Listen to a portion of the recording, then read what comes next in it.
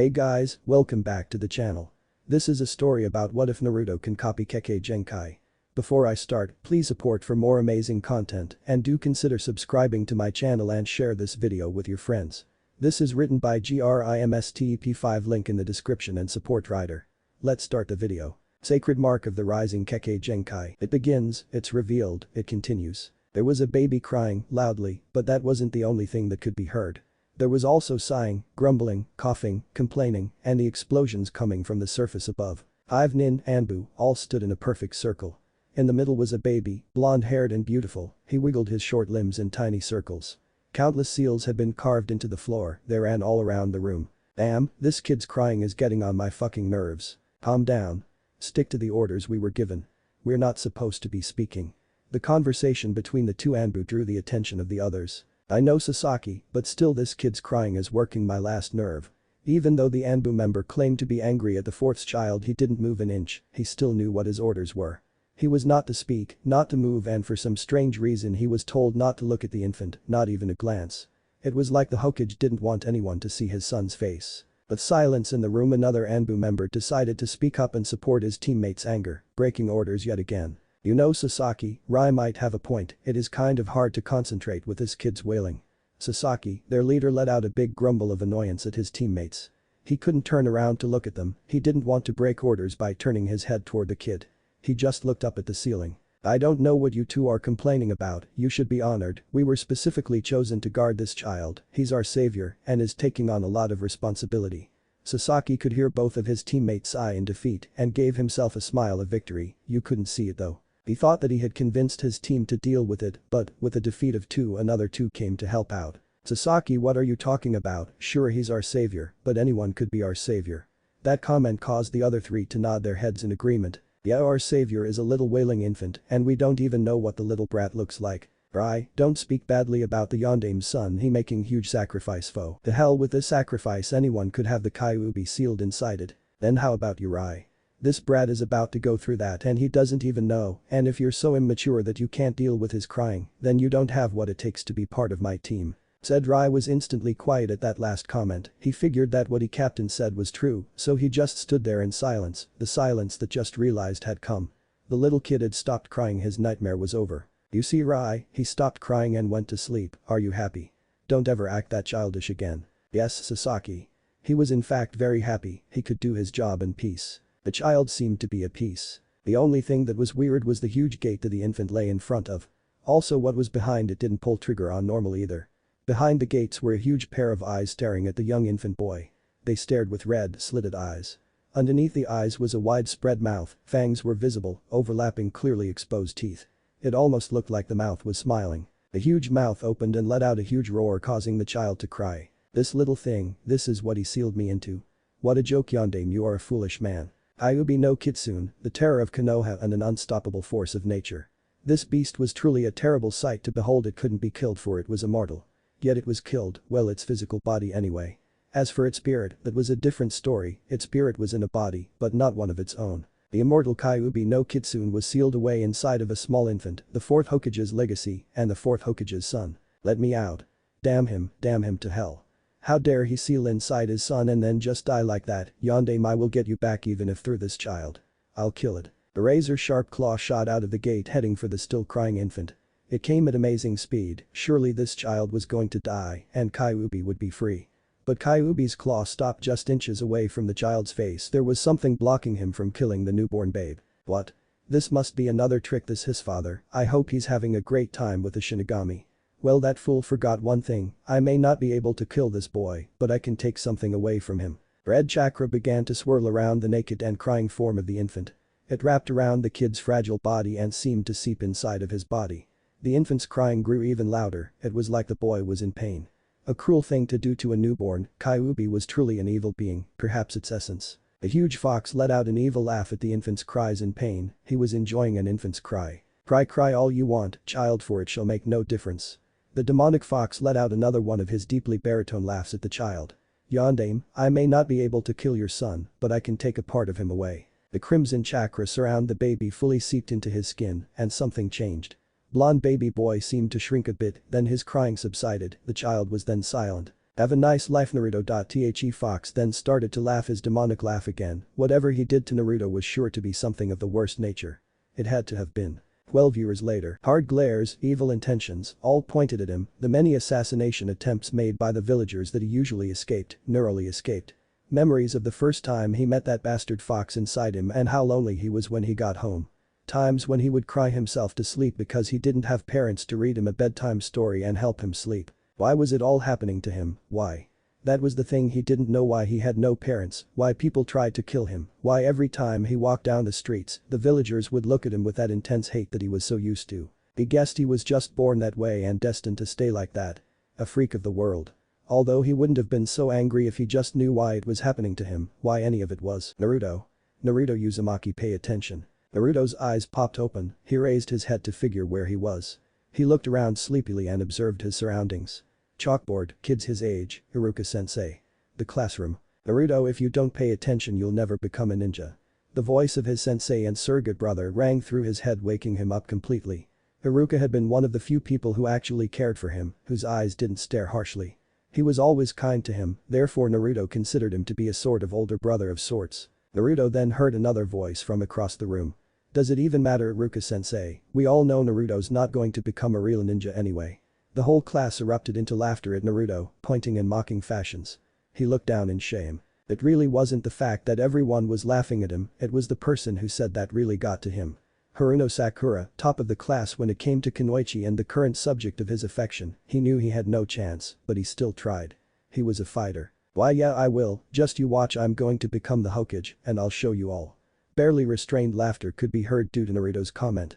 Some random kid decided to speak out and further embarrass Naruto. Yeah right Naruto, you can't even do a basic henge, let alone become Hokage. Once again the class erupted in laughter. Naruto gritted his teeth. Settle down. Iruka yelled, bringing all the laughter to a stop, and all eyes were on him. It seemed like every time he yelled everyone stopped what they were doing. Geez, now class, I have to cut class early, I have an urgent assignment, so class dismissed. Remember, practice your techniques for the graduation final tomorrow. Naruto got up out of his seat and began to walk out the door with the rest of the class. Then Naruto, can I speak with you? Naruto paid him no mind and walked out. Naruto didn't need to talk with Iruka right now, he needed to be away from everyone. A place where he could think, that's one thing a lot of people didn't know about Naruto Uzumaki, he liked to think. On the outside he was a loud, rash, weak little failure, on the inside he was much different. The Hokage faces, his getaway from reality. His sanctuary and the closest place he could find to get some peace and quiet. Naruto walked outside the academy and immediately headed for the Hokage faces. In approximately 5 minutes he was there, sitting onto the top of the Yondame's head. He sat at the edge looking down on all of Konoha. He then closed his eyes. Kyuubi, you there? Naruto could hear the faint sound of a fox's chuckle. Of course you twit, I'm always here, I'm inside, you remember? Shut up you stupid fox. What do you want? I'm trying to sleep here.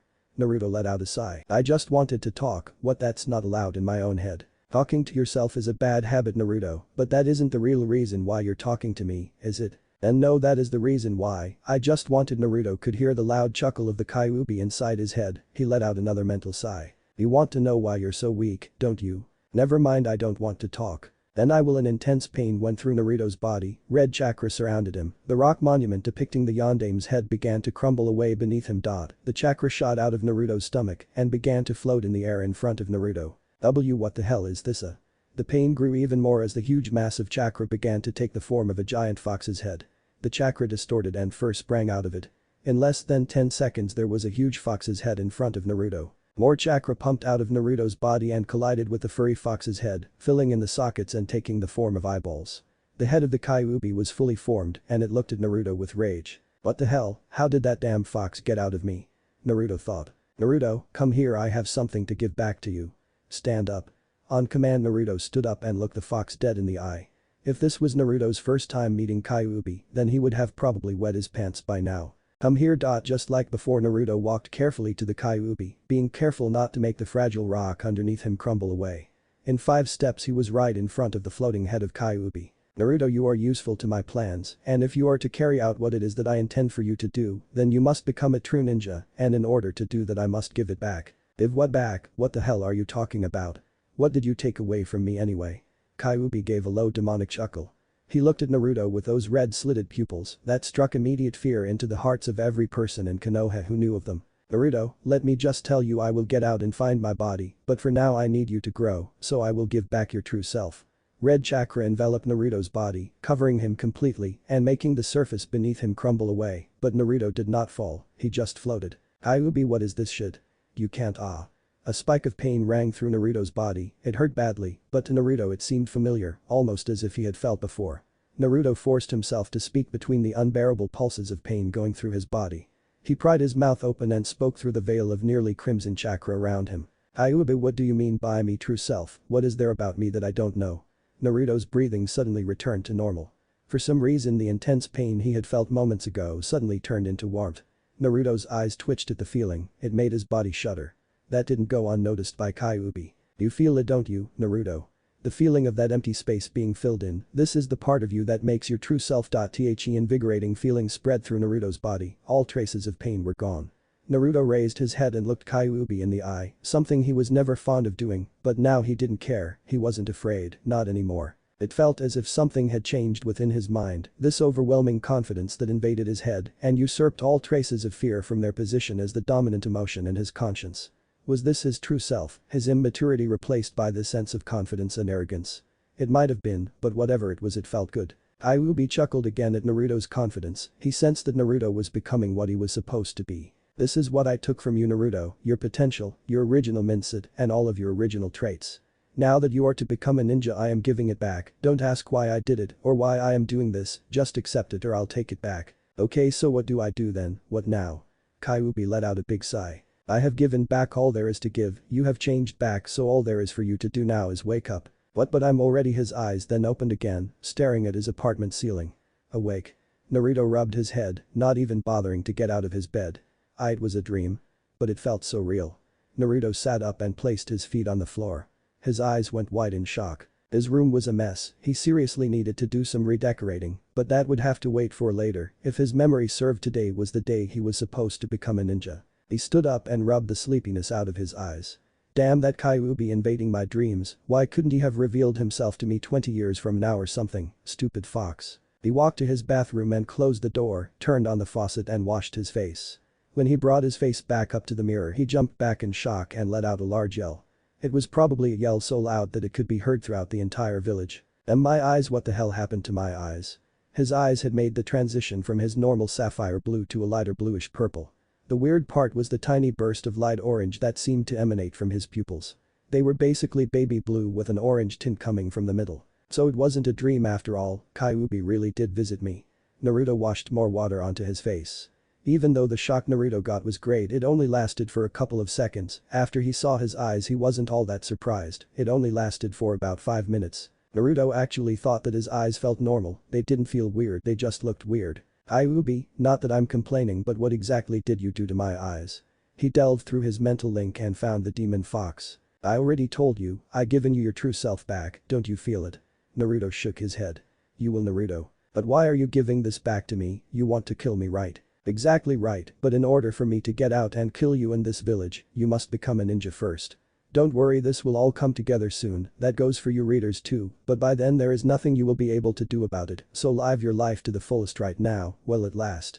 With that, Kyuubi cut off their mental link. Naruto looked down in grief for a few seconds, it then sprung up with renewed vigor. Kyuubi, that's impossible, you yourself told me that it is impossible for you to get out. Dumb fox, trying to scare me, even if I become a ninja, which I will, there is nothing you can do to get out of me. Kyuubi really did change Naruto, except he just didn't know it. The old Naruto would have hated the fact that the Kyuubi no Kitsune was inside him and couldn't get out, but now he looked at the atrocious concept with a hint of optimism. He saw it more like he was the person chosen to defend the village from his curse. If this was how Naruto was originally intended to turn out, then he liked it. Naruto walked over to his closet and jumped back with disgust. What he saw was a metaphorical battlefield of orange, blue and white. His millions of jumpsuits. They were once sacred to him, now they were the most wretched things in the world. Damn, I can't believe that I actually like to wear this crap. Oh well, I'm going to have find something else to wear. Naruto frantically started to search through his mountain of former attire, he searched for a few moments until he found a box. Got it. He opened it and found a matching set of black training pants and a tight short-sleeved black jacket used for training. The jacket looked like it came down past one's hips and it could be zipped up. Thank you, Ajisan. He is referring to the third Hokage. If there was ever a better time for that matching training set Naruto got last year from the third Hokage, there was no better time for it. Naruto ran back into the bathroom and took his bath, determined to earn his Hittite. Naruto Sakura hated walking to the academy every day like this. She would get up, admire herself in the mirror, wash up, admire some more, dress up, then admire some more. To her that part was okay, but what really got to her was the fact that every morning she would run into her former best friend and all-out rival in love, Yamanaka Ino. Sakura walked down the street timing her blonde competitor's arrival. 3, 2, 1. Right as Sakura was about to pass Ino's house, the blonde stepped out. Sakura let out a big sigh. Right on time, as usual, man why can't she be late for once? Sakura walked past Ino as she joined her on her walk to the academy. Both of them walking side by side as normal friends would, then again Sakura and Ino weren't exactly known as friends, more like arch-enemies. Getting annoyed by her counterpart's company Sakura decided to put a little spring her step and walk a little faster. That action was soon matched by Ino. Sakura and Ino both let out simultaneous grunts of annoyance at each other. Both put multiple bursts of speed and quickened their paces. In no time they were neck and neck with each other, practically racing down the street. This was the part that Sakura didn't like, she always ended up tired and sweaty, two things that she hated to be, and two things that being a ninja would call for. What are you doing Ino pig? What do you mean what am I doing forehead girl? Both of them were still neck and neck, faces pressed against each other, with a big veins bulging out each of their foreheads. Some foreheads were bigger than others. Sakura that bitch. As both girls sped down the street, both girls came to an abrupt stop when they saw a quick flash of yellow and black. They saw a boy with blonde hair, clad in all black fly past their faces, he was moving noticeably faster than either of them could ever move. Both Sakura and Ino could have sworn they had seen this boy before, if he wasn't moving so fast they could properly look at his face. Wearing confused faces both of them looked at each other at the same time. Was that Naruto? It felt great, the wind through his hair, his noticeably better vision, the way he could effortlessly jump 20 feet in the air at will. This was what he called an upgrade, a major upgrade. Naruto hopped rooftop to rooftop with amazing speed. The way he was moving, it way beyond Genin level, mid-Chunin perhaps, Naruto really didn't care he just loved it. He could almost thank Kyuubi if he wasn't the reason for Naruto not having this type of speed in the first place. This was something he could get used to, he would have after all this was who he really is. He paid no mind to some of the villagers yelling at him, his goal was to get to the academy and obtain his Hittite and become a full-fledged ninja. Damn this feels good, this is what speed is like huh? I fucking love this stuff. Naruto's excitement over his recent upgrade was positively through the roof, but the tone of his voice was positively everything but through the roof. It sounded cool and calm. The new Naruto. In a few minutes Naruto made his way to the ninja academy and was walking through the hall to get to his normal classroom. He got a little confused on the way there, every single girl that he passed on the way to his class would either look away from his face or giggle as they passed him. It actually started to annoy Naruto, he didn't know what the hell was going on, was something funny about him. Naruto finally made it to his classroom, the door was open, so that saved him the nuisance of having everyone stare at him when he opened it. Even so, Naruto immediately regretted walking through that door. He had completely forgotten about his recent change in facial features. As soon as Naruto walked through the door all eyes were on him, most of them were of the females in the room, and most of the females had blushes on their faces. Naruto slowly walked into the classroom and looked around. He found the seat closest to the wall and away from everybody else. He made his way to his seat that just so happened to be next to Sasuke, his rival and old-time friend. As soon as Naruto sat down the room erupted in chatter once again. He could hear his name being repeated by multiple females over and over, they were probably wondering why he looked the way he did. I win. No, I win. Sakura and Ino came rushing in through the door, their faces were still pressed together. Sparks flew as both girls traded glances with the background changing from a normal hallway to a raging hellfire. Naruto sat at the edge of the classroom observing the usual scene that occurred every morning. He found it stupid in a lot of ways, but the real reason it was stupid was the subject of these daily arguments. Sasuke Uchiha, that arrogant pretty boy, emo bastard. Naruto looked away from them and faced the window beside him, he needed some cover from his eyes. I was here first so I get to sit by Sasuke. No I do, I was obviously an inch ahead of you. You want to bet forehead girl? Bring it Ino pig. Their senseless bickering attracted even more girls into the argument. Hold on I was here before both of you so I get to sit by Sasuke. Soon almost every female in the room was arguing about who got to sit next to over there. Naruto continued to look out his window. DCH, fangirls they're all the same. The room got suddenly quiet, everybody looked at the one brave soul that dared to insult Sasuke's fangirls. What was the just now? Sakura said with an evil tone. The gang of fangirls looked in Naruto's direction. Who is that over there, you seem familiar. What's wrong Sakura-chan, you don't recognize me, you should, I'm made fun of on a regular basis. What? Sakura looked at rest of the fangirls, hoping for an answer. They all shook their heads when she asked them if they knew who Naruto was. Naruto on the other hand kept his gaze out the window, hiding his face from view, a small smirk made its way onto his lips. Oh, come on Sakura-chan, you know who I am. No I don't, so stop acting all cool and tell me who the hell you are. I'm not acting Sakura-chan, believe it. Sakura's eyes went wide along with the rest of the girls. Some of them had suspicions that it was Naruto before, but none of them actually believed it was him, well they did now. Just as Naruto said, they believed it. And Naruto, is that you? All he gave them was a quick nod for a response. Suddenly there were two poofs of smoke that appeared in the middle of the room.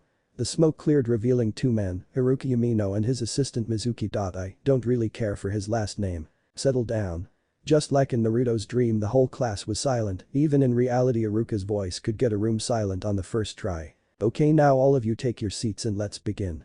Mizuki made a ram seal and behind him and Haruka a desk with several Hittites appeared via smoke cloud. Behind me and Haruka-sensei are your goals, these headbands will be what you need to obtain to become genin. You get one of these and you pass. Haruka took his turn once again by chiming in. You will all be asked to do 3 things, you'll have to show us your marksmanship with kunai, do a basic henge of my choice, and finally we will ask you to use the Bunshin no Jutsu successfully. There are conditions though, you have to hit a bullseye at least once, the henges of my choice, and you have to make at least 3 clones. We going to start in alphabetical order, good luck. Then it began, students were called one by one to show their skill. Some were better than others by Naruto's point of view. Naruto continued to stare out the window while waiting for his name to be called. He wondered how he would do, even though Kyuubi gave him his true self he was never any good at this sort of thing. Hell the only jutsu he could do so far was the sexy jutsu and he knew that Haruka wouldn't let him use that. 5 minutes had passed and Naruto started to get a little nervous, 1 because he had to go up in front of everybody and show his recent changes, and 2 because he never knew how to do it in the first place. Uchiha Sasuke, please come up. Sasuke got up and walked over to Haruka. Okay you already know the first part of this exam, hit that training dummy over there at least once in the bullseye. Sasuke sighed and looked over to the corner of the room where the dummy was. He sighed and with one quick motion, took a kunai out of his holster and flicked it toward the dummy, hitting it dead center on the bullseye. Good, very good and on the first try too. Sasuke's horde of fangirls all squealed in admiration of the raven-haired crush. Settle down now. Okay now for the henge, I want you to transform yourself into me. Sasuke sighed again and did a hand sign. Transform. A huge cloud of smoke appeared around Sasuke and when it cleared there stood 2 Harukas. Another squeal from the fangirls was heard. Okay now the final part of the test. Sasuke made another hand sign and in 2 seconds there were 4 Sasukes. Great you pass, go get your Hittite from Mizuki-sensei. Sasuke walked past Haruka and took his headband, he looked at it for a couple seconds then tied it on his forehead while he made his way back to his seat next to Naruto. Naruto could hear the various giggles being made by the girls in the classroom. Sasuke glanced at Naruto before fully taking his seat. Uzumaki Naruto come up and no funny business okay? Naruto stood up and walked over to Haruka. Oh no Haruka-sensei, those days are over, I've changed. I can see, got tired of orange huh?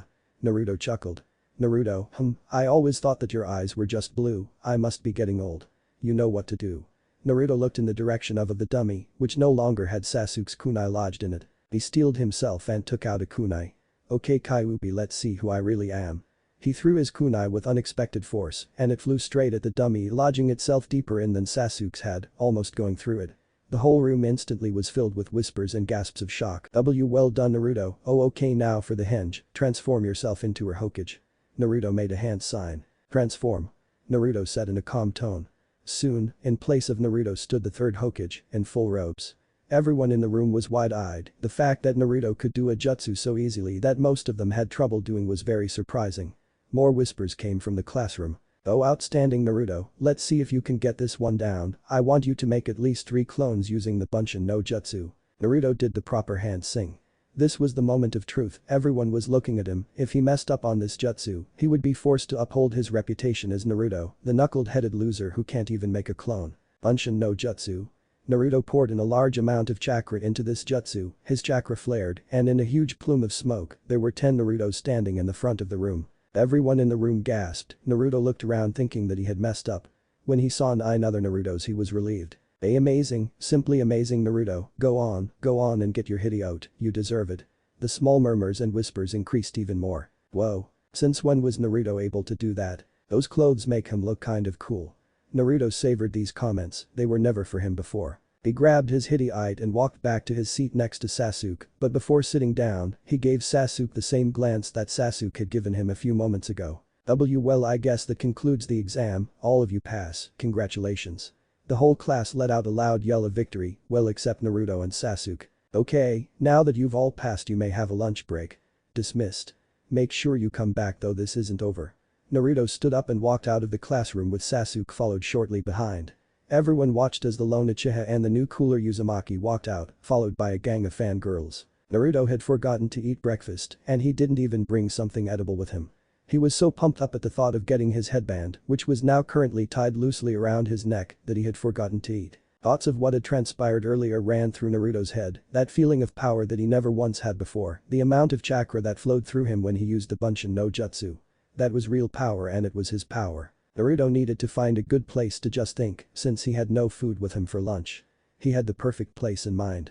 That old tree with the swing in the front of the academy, it was another one of his sanctuaries. In less than 5 minutes Naruto was at his own little abode of solitude. He jumped onto a branch sprawling out on it. Man, that was the best. I didn't even know I had that much power. Naruto brought his hand in front of his face and stared at it. I looked so cool back there. Right Naruto, you looked cool.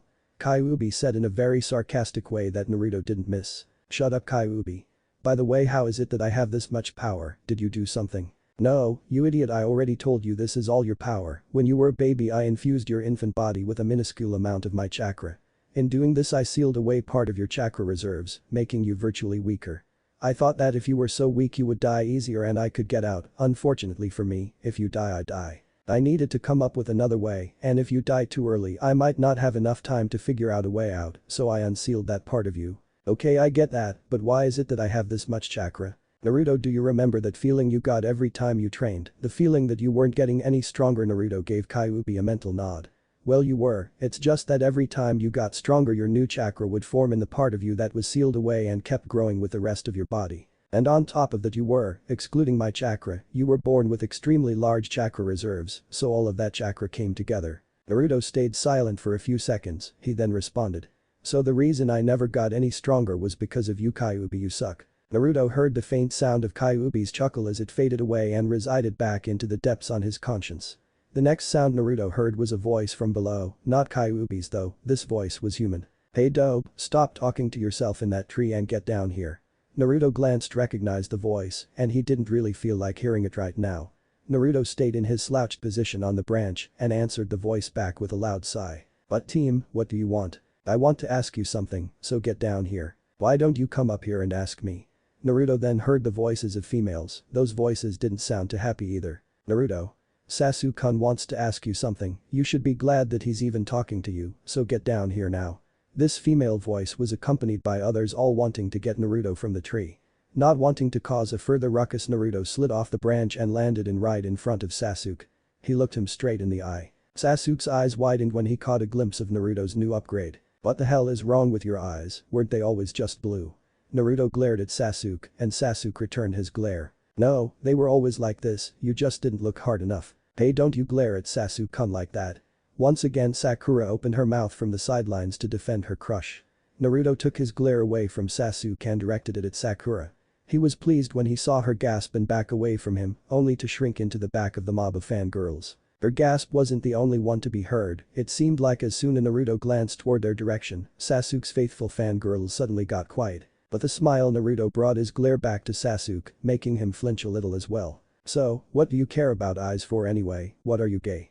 Sasuke's expression got really tense at Naruto's rude comment, not to mention the fact that his cheerleaders were basically set on fire when they heard it. With the blushes and the yelling, and Theo, you know what I mean. No Bill Cosby reenactment intended there. Hey, you want to fight Naruto, just because you passed the test doesn't mean that you're better than me. I can still kick your loser ass. Alright, let's go then, I show you who's the real loser, you and your pathetic cheerleading squad over there. Naruto said while pointing to Sasuke's fangirls. He gave them one last glare just to spook them all. Naruto. Sasuke threw a wild right hook. Naruto dodged quite easily, it was almost like his fist was moving in slow motion. He shrank back and delivered a strong punch to Sasuke's gut, sending him stumbling backwards. Sasuke charged once again, throwing out a flurry of precise punches. Naruto did no better but to dodge them, all except the last one, which caught Naruto in the face, sending him flying into the tree he had once rested on. Team, is that all you got? Sasuke got angry again and charged Naruto again. He jumped up and came down with a hard vertical kick. I can see it. Naruto thought to himself. In a second Sasuke was right above him. Naruto saw everything clearly. You're so slow, team. Naruto caught Sasuke's leg with one hand, he then slammed him into the tree behind him with all his might.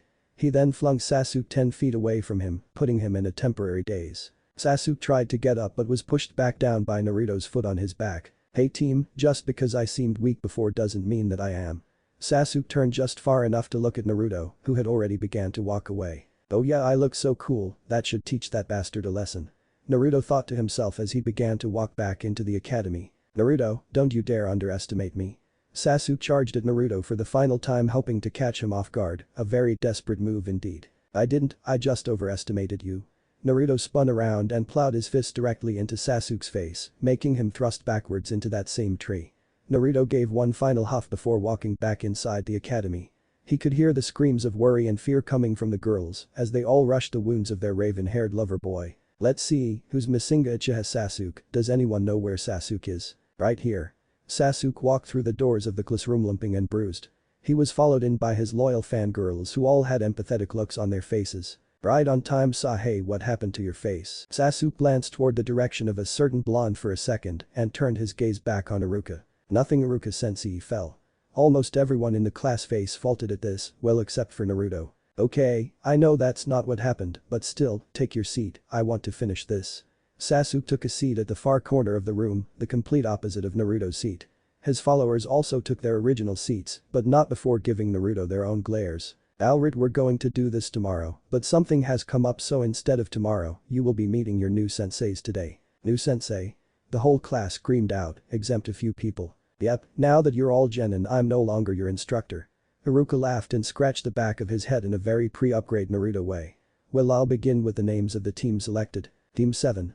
Haruno Sakura Uchiha Sasuke. Sakura jumped up in joy, letting out a loud yes to taunt the other girls in the class who had the misfortune on not being on Sasuke's team. And Uzumaki Naruto. Your jounin instructor is Take Kakashi. Sakura's eyes cracked wide open, her head slouched down in disappointment. No, why do I have to be with him? She said in a defeated tone. Naruto just sighed and Sasuke just brooded. Okay, sit down Sakura. Teammate. Hyuga Hinata, Aburam Shino and Inyazuka Kiba, your jounin instructor is Yuuhi Kurenai. Team 10. Yamanaka Ino, Nara Shikamaru, and Akamichi Chouji, your jounin is Saratobi Asuma. Now those three teams report to the classroom next door to meet your instructors. Naruto stood up and walked out of the room before anyone else, eager to meet his new instructor. Iruka then continued to name the teams. Where the hell is he? Everyone else got to meet their instructor by now, what about us, we're sitting in a stupid classroom all by our lonesome. Sakura paced back and forth as she ranted on and on about how their instructor was so late. Naruto had to agree with her, it was really annoying, but then again so was she. Actually Naruto didn't know why he thought of Sakura as annoying. Before his recent changes, his thoughts about Sakura were anything but annoying. He was practically in love with her, but now he just didn't feel it anymore. Her loud and abusive ways that Naruto thought made her look hot now made her look like a real bitch, guess he did know after all. Naruto got up and walked over by the window. Sakura noticed this and stopped her ranting. She wasn't going to miss this chance, somehow Naruto had gotten stronger and cooler in her eyes, this was the perfect chance to ask him what happened. Sakura trotted up to Naruto's side. She knew of his crush on her, and if she would have to use that to find out then she would. Naruto-kun, how come you? Naruto-kun? Since when am I Naruto-kun? And no, I just wanted to ask how you got so strong and what's with the cool clothes. Sakura-chan, I figured out who I was. Naruto said monotonously. Well, what does that mean? Probably nothing. Naruto turned around and gave her a glare, making her jump back again. He fed and turned around. Well, since you guys are the only one here, I guess you're mine. All three genin turned to face the adult voice. They saw a silver-haired, one-eyed man standing at the door. He wore a mask that only covered his mouth and nose, and his hideite was slung over his left eye, covering it completely. He wore a standard jounin vest, signifying his rank. Meet me on the roof in 5 minutes. With that the Cyclopean jounin poofed out of the room. Who was that guy? Sakura said. Isn't it obvious, he's our new sensei.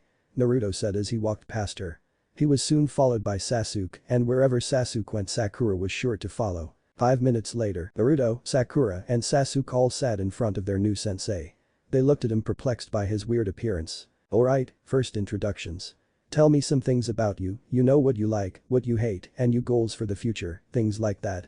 How about you demonstrate so we know what to do? Sakura said. Okay, my name is Kakashi, I like a lot of things, I don't really hate a lot of things either, and as for future goals don't really feel like telling you that. Now you go. All we found out was your name. Yup, now you try Pinky. Okay, my name is Haruno Sakura, what I like I mean who I like is Sakura cut herself off with a series of giggles and glances at Sasuke. My goals for the future are again she cut herself off. Who I hate is Naruto. She gave him an angry glare. Naruto just shrugged his shoulders and flicked her off. Okay, you in the middle. My name is Uchiha Sasuke, what I want is revenge, I hate a lot of things, and my future goal is to gain power in hopes of killing a certain someone. Sakura stared at him with a look that said he's so hot. Okay, you blondie, tell me about yourself. Naruto began. I'm Uzumaki Naruto, I like Naruto paused for a moment, after his recent change, he really didn't know what it was that he liked anymore. To train. I hate people who treat others badly without knowledge of that person, and my goal is to gain enough power to show everyone in this village who I truly am. Kakashi scratched his chin. So if I'm correct I got a fangirl, an avenger, and you don't know what to call you, you're sort of an enigmagriad. Anyway it's time for your first assignment, meet me on the training grounds tomorrow at daybreak, come prepared with all your ninja gear, you'll need it. Oh and tomorrow, don't eat breakfast or you might puke. But that Kakashi poofed out of vision, leaving the three rookie genin to contemplate on what he meant. Sacred mark of the rising Kekkei Genkai. It continues, it's tested, it charges. Naruto hopped through the treetops at breakneck speed.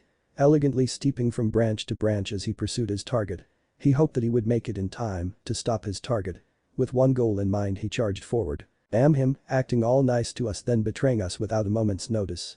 How could he do that, and he stole the forbidden scroll of sealing too, damn that Mizuki, I should have known he was a good-for-nothing traitor. Naruto had recently found out that Mizuki, Iruka's former assistant, had stolen the forbidden scroll of seal from the Konoha Jutsu archive. Naruto really wasn't supposed to find out about this, but he had been there when some random jounin had come crashing through the doors of the Sandame's office, announcing that Mizuki had just stolen the scroll of sealing. It was a possible chance for Naruto to further test his ability, so he jumped into action.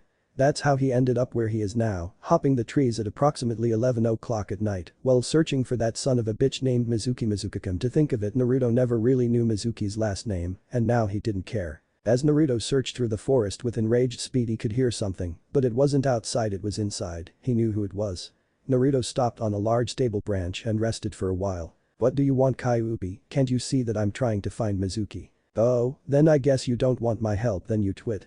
Naruto scoffed at the idea of getting help from a fox, even if it was a gigantic demon lord. What help are you going to give me? Kyuubi chuckled that chuckle that always rattled the inside of Naruto's head. There we go, now what I want to show is a basic technique. It is used by many hunter nin. All it is the minor application of chakra to enhance the body's senses. Go try it, pump a little chakra to your ears. Naruto did as he was told and sent a surge of chakra to his ears. He reeled back in an instant, the sudden enhancement of his hearing overwhelmed him, he nearly fell out of the branch he was on. Everything just went from normal to like triple surround sound. I told you only little chakra was needed, lessen up your flow. With that Kyuubi's voice died out in Naruto's head. He lessened his chakra flow to his ears, and suddenly the triple surround sound just became slightly amplified. With his newfound ability Naruto concentrated and listened to the sounds around him. He heard the birds, the bugs, the wind blowing past his face, random animals that scurried on the ground below, but what caught his attention were the small explosive bursts that seemed to occur every 5 seconds. What is that, metal hitting against metal? Kunai maybe, sounds like a battle is going on. Naruto stood up on the branch and set a course for the location of the battle. Naruto once again started traveling with the pace he was going at once before. After 5 minutes of fast-paced tree hopping the sounds grew louder. He was definitely sure that there was a fight going on, and by what he could hear there were only 2 people fighting. One of them had to be Mizuki, the other he wasn't too sure of. Damn, where the hell is that bastard with what the hell? Naruto saw 2 men, one of them was on a tree branch with a scroll in his hand Mizuki. The other one was on the forest floor and he was bloody. Naruto's eyes widened when he realized who was Washa's former teacher and surrogate father Iruka Yamino. Give it up Iruka, you can't beat me, I'm stronger than you. I'm going to take the scroll.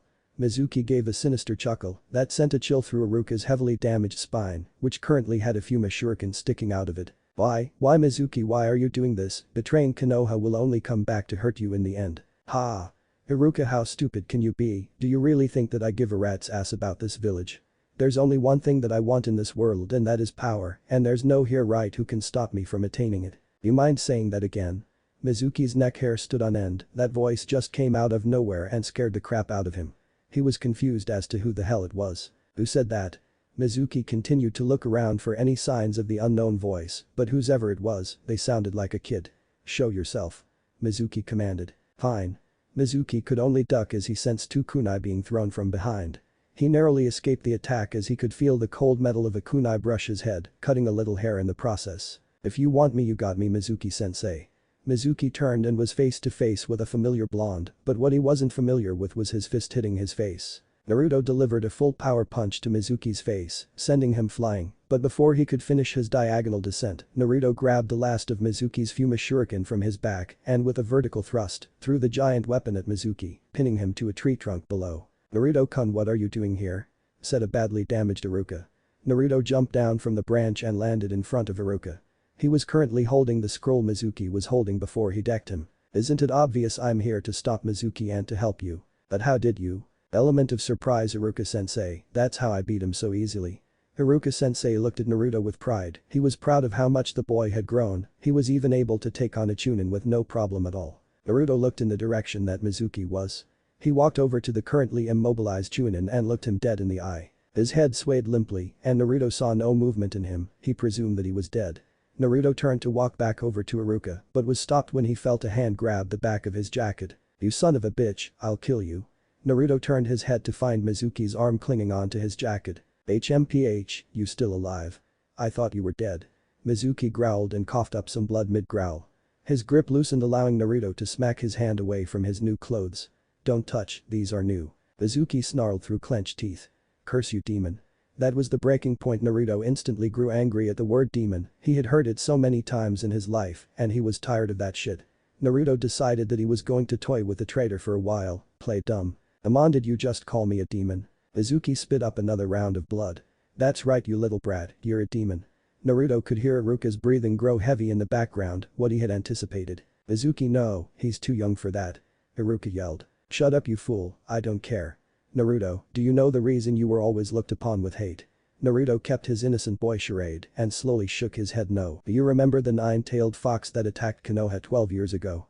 Naruto shook his head. Yes. Well, Naruto, the reason everybody hates you is because… No, Mizuki, don't do it. The Kyuubi no Kitsune was sealed inside of you. Naruto faked a shocked expression and began to shrink back. How's it feel, Naruto, to know that the most hated natural being is inside of you?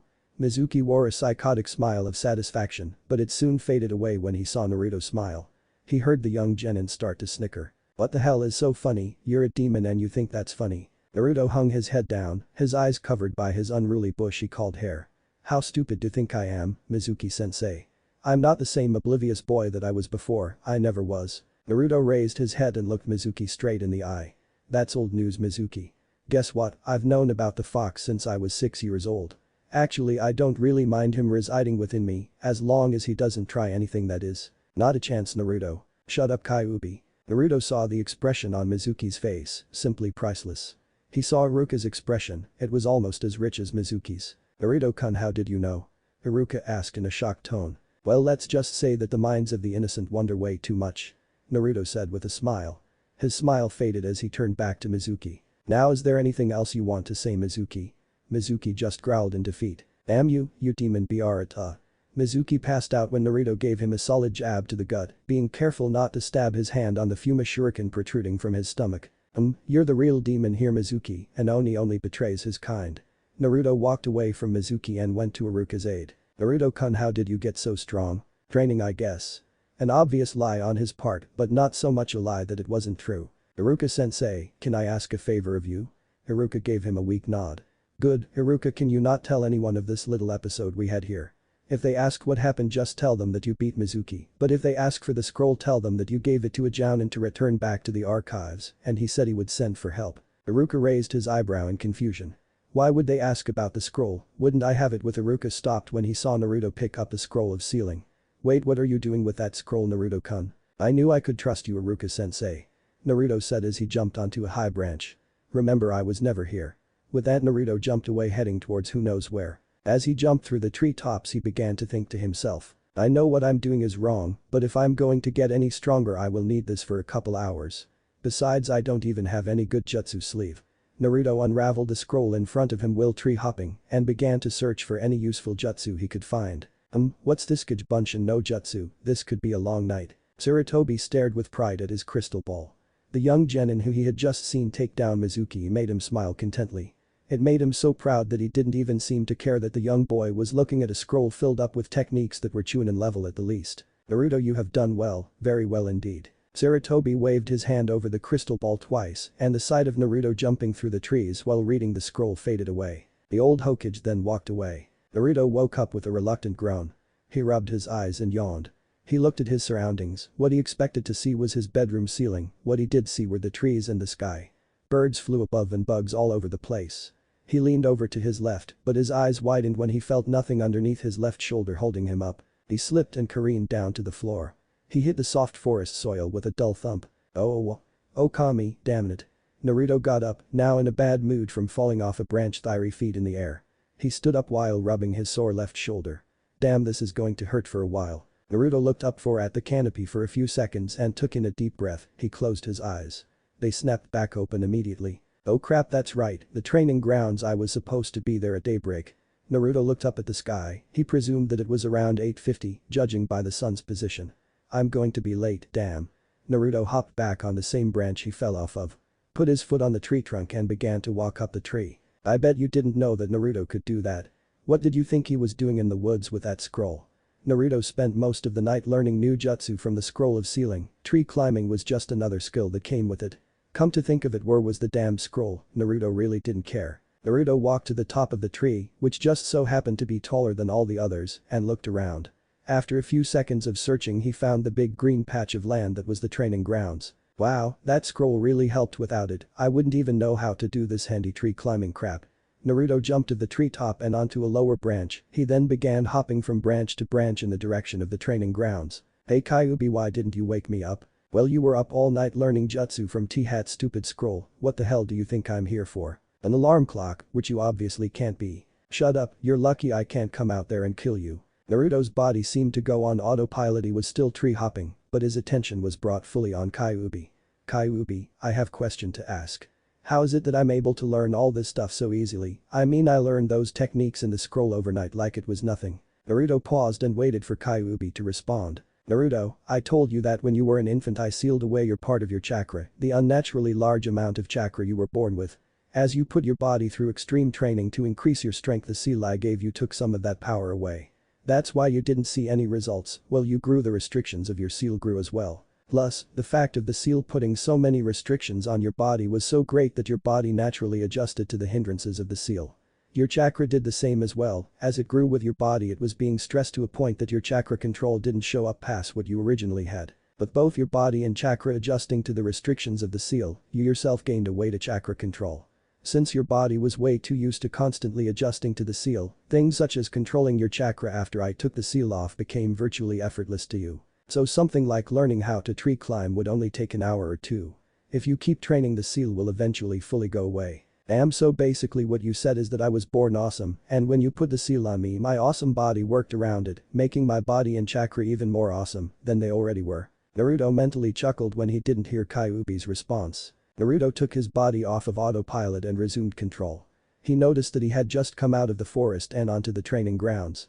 He sighed from the relief of not having to jump through all those branches. He looked over to a large tree in the middle of the grounds and noticed that his team was under it. He thought that it would be funny to trick them. With his crazy speed he made a break for the tree and without so much as a sound, he jumped into the tree and landed in a branch a little bit above Sasuke's head. Am I too late? Sasuke jumped up and away from the tree he was under, he looked completely freaked out like he had just seen a ghost. What the hell was that, who's in that tree? Naruto fell backwards and hung upside down from the branch he was on. Don't you recognize my voice, Sasuke, Naruto? Sakura, who was behind Sasuke and looked equally as freaked out, frowned at Naruto. Naruto, don't you go scaring people like that. You almost scared Sasuke to death. Naruto. I thought I was Naruto-kun yesterday. Sakura's facial expression went from angry to ashamed in seconds, she remembered how she tried to sweet-talk Naruto into telling her about his changes the day before. Never mind. Sakura said in a low tone. Naruto turned his attention once again to Sasuke, who had walked right up to his face and was currently a few inches apart from. Sasuke's eyes narrowed in anger. "What the hell is your problem, Naruto? You're becoming really annoying, you know."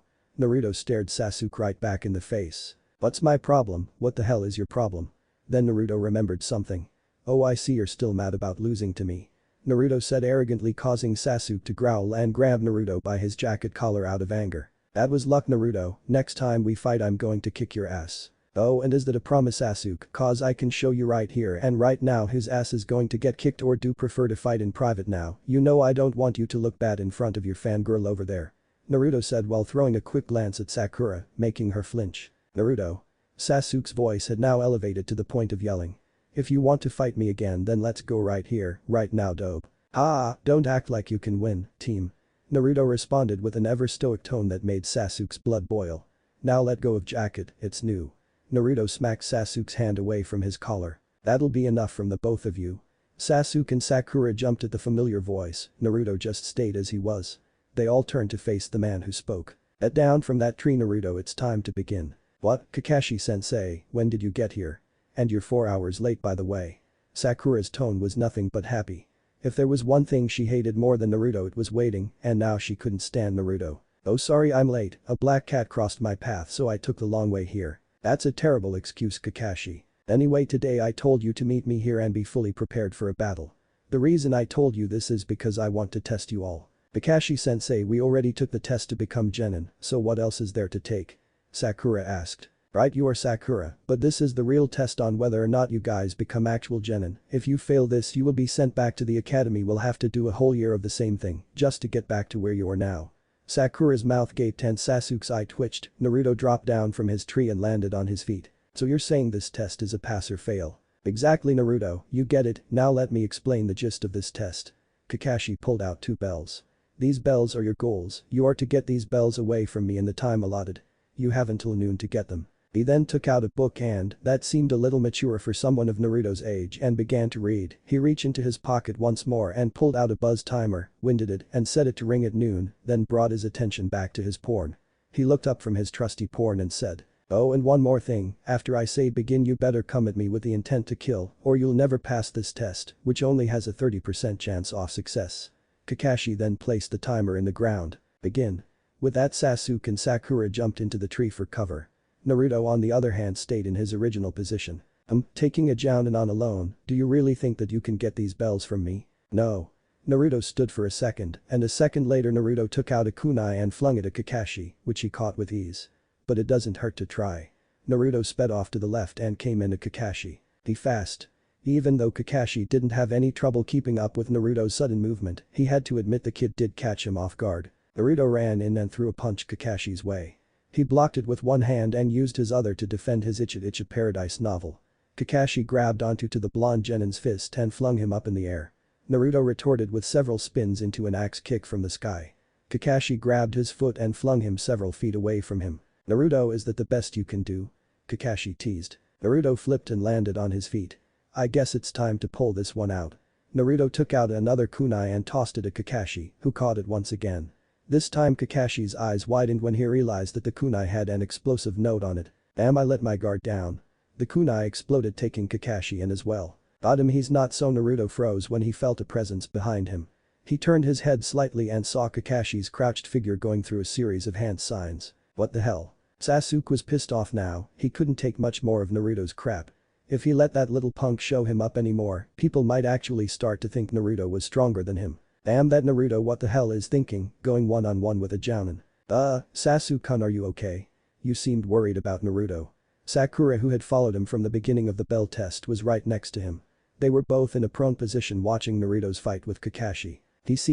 I'm not worried about him one bit, that fool." Sakura thought it was a good time to woo Sasuke by agreeing with him, she wanted to get on his good side, no matter what it took. "Yeah, you're right, Sasuke-kun, Naruto's such an idiot, who does he think is going up against Kakashi-sensei?" Sasuke took his attention from the fight and brought it toward Sakura, he gave her a death glare, making her stare into his eyes. That would have been good for Sakura if Sasuke's eyes hadn't been so cold. "You don't know anything, do you, Sakura?" Sakura let out the gasp that one might compare to that of a scared puppy. You just say that he was a fool, right, Sasuke-kun?" Sasuke took his glare back to the fight, relieving her heart a bit, but she could still feel Sasuke's eyes on her. Of course I said he was a fool, but you're even more of a fool. Let me ask you, what do you think this whole test is really about? Kakashi said that it was Sakura was cut off by Sasuke putting his hand over her mouth. She was at least decent enough to blush at that. Her words died out as muffles under Sasuke's hand. Stop talking. Sure, that's what Kakashi said, but don't you know what he meant?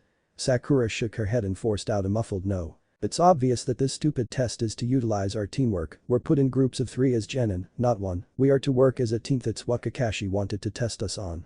Sakura shook her head up and down this time, indicating that she understood. I think Naruto already knows this though. I think that he is trying to send us a message, more like he's the one testing us, that dope. HMPH, that fool wants to send us silent messages, then I say fuck him, he should learn to tout that asshole. Sasuke got up from his prone position and crouched, just enough that he could remain upright but still be hidden in the underbrush. As he watched, Sasuke's eyes widened at what Kakashi was doing. What the hell, those hand seals, tiger, that hand seal is only used for jutsu that can kill a person. Sakura pulled Sasuke's hand away from her mouth. Wait, Kakashi's going to kill Naruto. I don't like him either, but killing him's taking it too far. Sakura looked in Sasuke's direction. Sasuke-kun, where are you going? Stupid, I'm going out there to help that fool. Sasuke reared up and jumped up into a tree. What the hell? Naruto said as he looked his sensei, finished going through hand seals. Naruto, you shouldn't be so cocky, you know. Naruto smirked. Bite me, Kakashi sensei. I'd rather do this. Ultimate technique, ninja art. 1000 years of death. Kakashi kept his both hands in the tiger seal formation and thrusted them both forward, aimed at Naruto's ass. Shit. Naruto said. You're finished, Kakashi sensei. Kakashi looked up as he heard a certain baritone voice from above. He saw a flash of blue, that was all he could see before he had to jump back to avoid a hard heel drop aimed at his head. Kakashi's eye smiled when he saw who it was. Sasuke-kun, you're here too.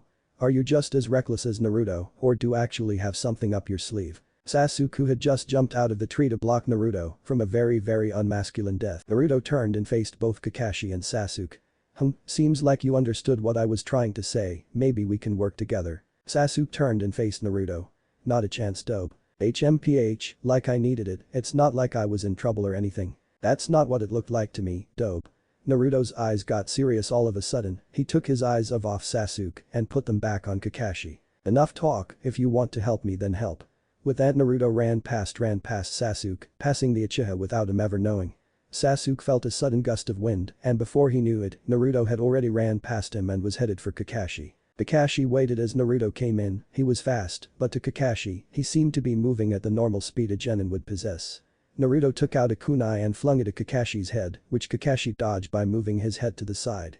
In a second, Naruto was on him. The blonde boy attempted a right hook to Kakashi's face, but failed when Kakashi jumped back to avoid it. Naruto followed by a low spinning sweep kick. When Kakashi jumped over that, Naruto rose a little, making it a reverse roundhouse to Kakashi's face. Kakashi blocked and grabbed Naruto's leg and flung him into the air like he did before, right above his head. That won't cut it this time, Kakashi-sensei. Naruto reached into his pouch and pulled out several shuriken which he flung at Kakashi below. Kakashi pulled out a kunai and blocked them all as soon as they came. Amazing, Kakashi-sensei, but you shouldn't worry about my shuriken. What? Kakashi said as he looked down from Naruto and turned his vision on in front of him. All he saw was Sasuke's foot coming at his face. He blocked his kick but was surprised when Sasuke spun around and made a grab for his bells. Not today. Kakashi said as he punched Sasuke in his stomach, properly knocking the wind out of him for a second. Kakashi fully spun around and was now behind Sasuke. He was about to strike, but stopped when he saw something flashing in front of Naruto. It looked like metal coming his way. Or kunai, how academy student-like. Kakashi's eyes widened though when he saw who threw it. He was expecting it to be Sakura. He got a big surprise. He saw Naruto standing upside down on a tree branch, smiling. The clone? Kakashi said. The shadow clone, to be exact. Yelled the Naruto who was in the air. Kakashi's eyes widened. He was stupefied at the fact that a mere genin could use a jounin level technique. But how can you use such a jutsu? Don't forget about me. Kakashi snapped back to reality when saw Sasuke, who in some point in time caught the kunai thrown by Naruto, turn around and slash him with the kunai. He even managed to draw a little bit of blood. Kakashi jumped back to avoid any further damage. Go to hell, Kakashi. Kakashi looked up again and saw the real Naruto's black clothing coming down at him. Kakashi did another back jump to escape a deadly elbow from the sky. He was no far behind both Naruto and Sasuke. These kids are really keeping me on my toes, it seems like they get the point of this test well except for Sakura, it's so sad what love can do to a girl.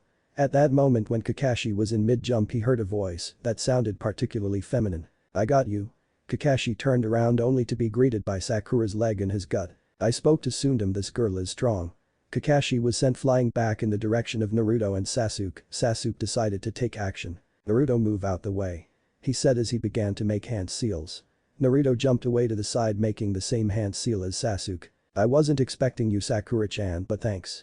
Sakura just smiled and waved, but she looked slightly scared for some reason. Naruto, how do you? Don't ask. Naruto said as he cut Sasuke off. With that they both turned their attention to Kakashi, they both breathed in, and their hand seals both ended with a tiger seal. And together they yelled. Heian. Kakaku no Jutsu. Fire release. Great fireball technique. Crap was all Kakashi could say before he was hit by two torrents of flames, the bigger flame was obviously Naruto's. The blast from the two jutsu colliding with each other scattered smoke and dust everywhere on the training grounds. Naruto, Sasuke and Sakura stayed in their positions as the dust cleared.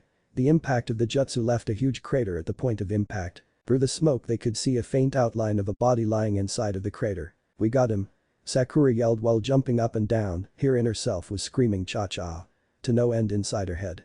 Sasuke just put his hands in his pockets and tried to act all cool. Whatever. He said with a nonchalant tone. Wait, Sasuke and Sakura both snapped their heads. We didn't get him, look closely. Sasuke and Sakura looked carefully in the crater and their eyes widened when they saw nothing. Too bad, you missed. Jump. Naruto yelled as he followed his own command. It was too late for Sasuke and Sakura though, as a pair of hands sprouted out from beneath both of them and pulled them into ground just up until their heads. Kakashi popped out of the ground underneath Naruto and came after Naruto in the air. You're not the only who can use clones, Naruto. Kakashi said as he punched Naruto in the stomach, followed by a double-fisted downward thrust to the ground. Naruto hit the ground, making several cracks in it. Naruto felt the piercing sensation the impact of hitting the ground left him with, it felt sharp and pulsing. He ignored the pain and still stood up. Come on Kakashi, let me show what clones are. Kage Bunshin no Jutsu.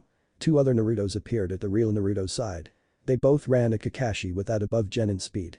The Naruto on the right charged in first and jumped over Kakashi's head. The Naruto on the left came in with a hard roundhouse, which was blocked by Kakashi. Don't forget him. Naruto said as he pointed to the first clone in the air. I didn't forget you, Naruto. Kakashi said as a clone of Kakashi erupted from the ground behind him and gave the Naruto clone in the air a clean uppercut, making him poof out of existence. The Kakashi clone then landed on the real one's shoulders and thrusted off of him.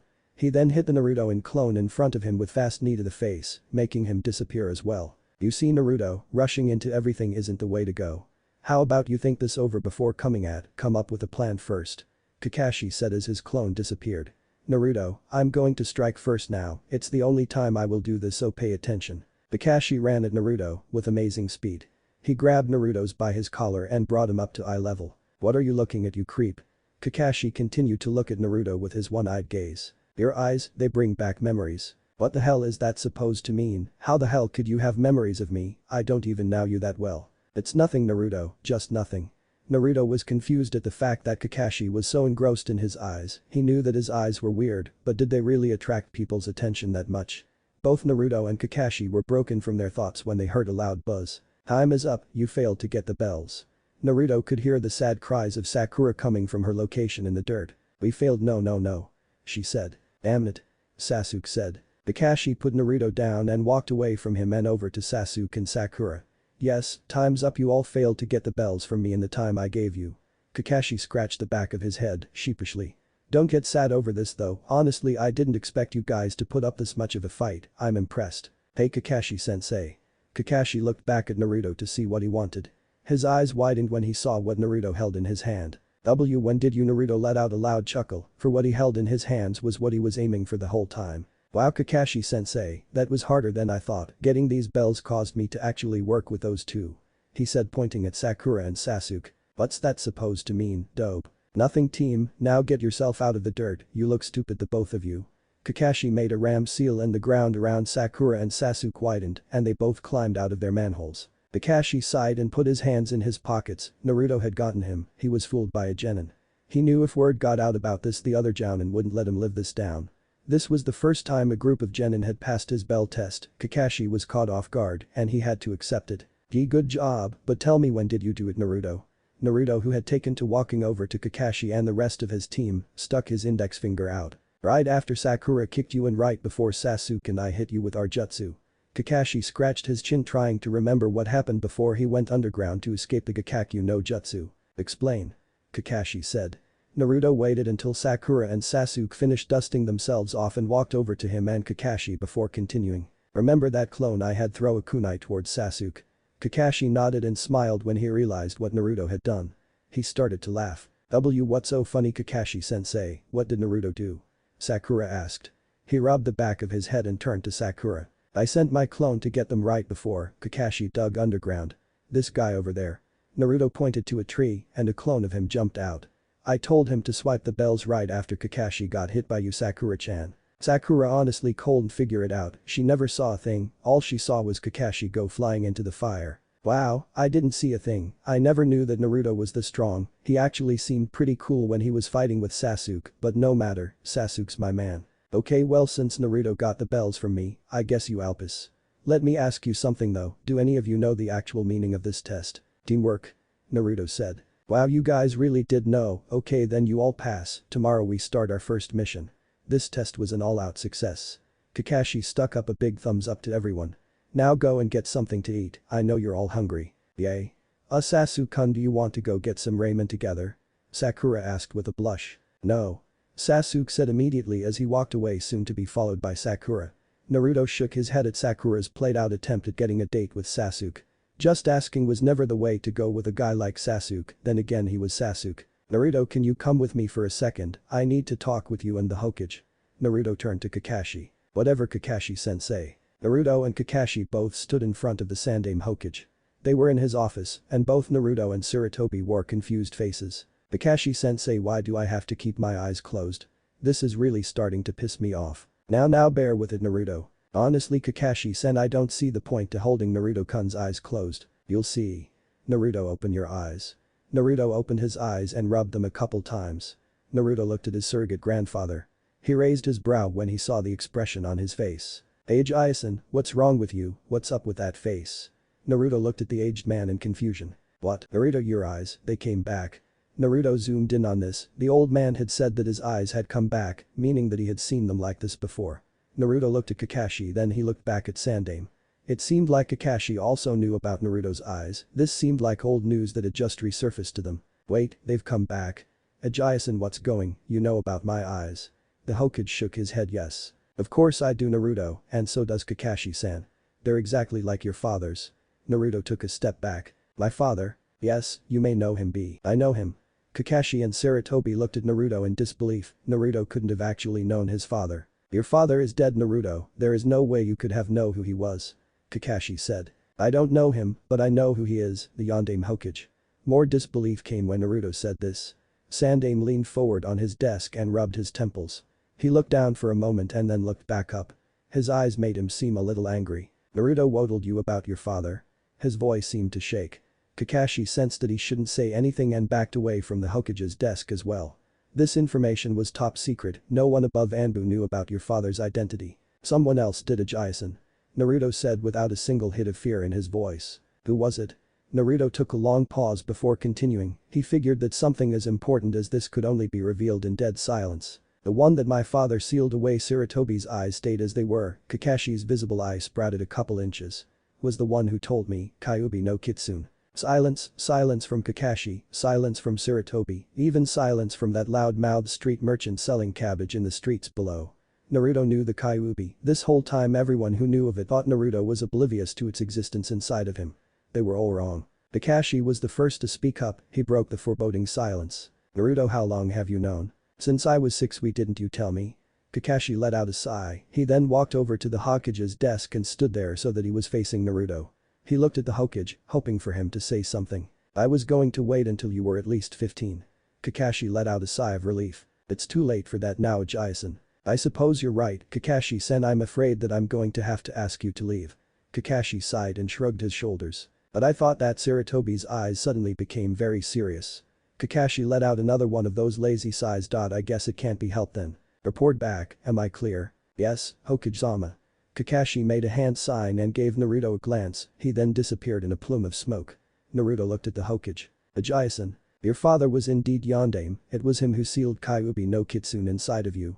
He wished for me to tell you about this when you were old enough, but since you already know about it, there's no point in telling you. Let me ask you this, Naruto-kun, can you talk to it? Naruto waited for a second and then responded. Yes, I can talk to him freely, it is sort of a mental link between us. Sarutobi shook his head in an understanding way. I see, well, seeing as you can do that, I suppose there is no use hiding it from you any longer. Naruto raised his brow. Keeping what from me, Ajaisen? The truth. The truth about the Kyuubi and your father's legacy. Sit. Naruto did as he was told and took a chair from the back of the room and pulled up to the old man's desk. Your father gave me something before he gave his life to save the village.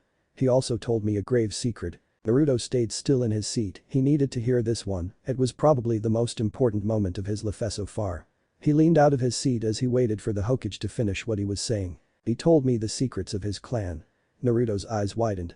Clan, what was this about a clan? Naruto knew he had a father and perhaps a mother, but a clan, impossible. Clan, what clan are you talking about?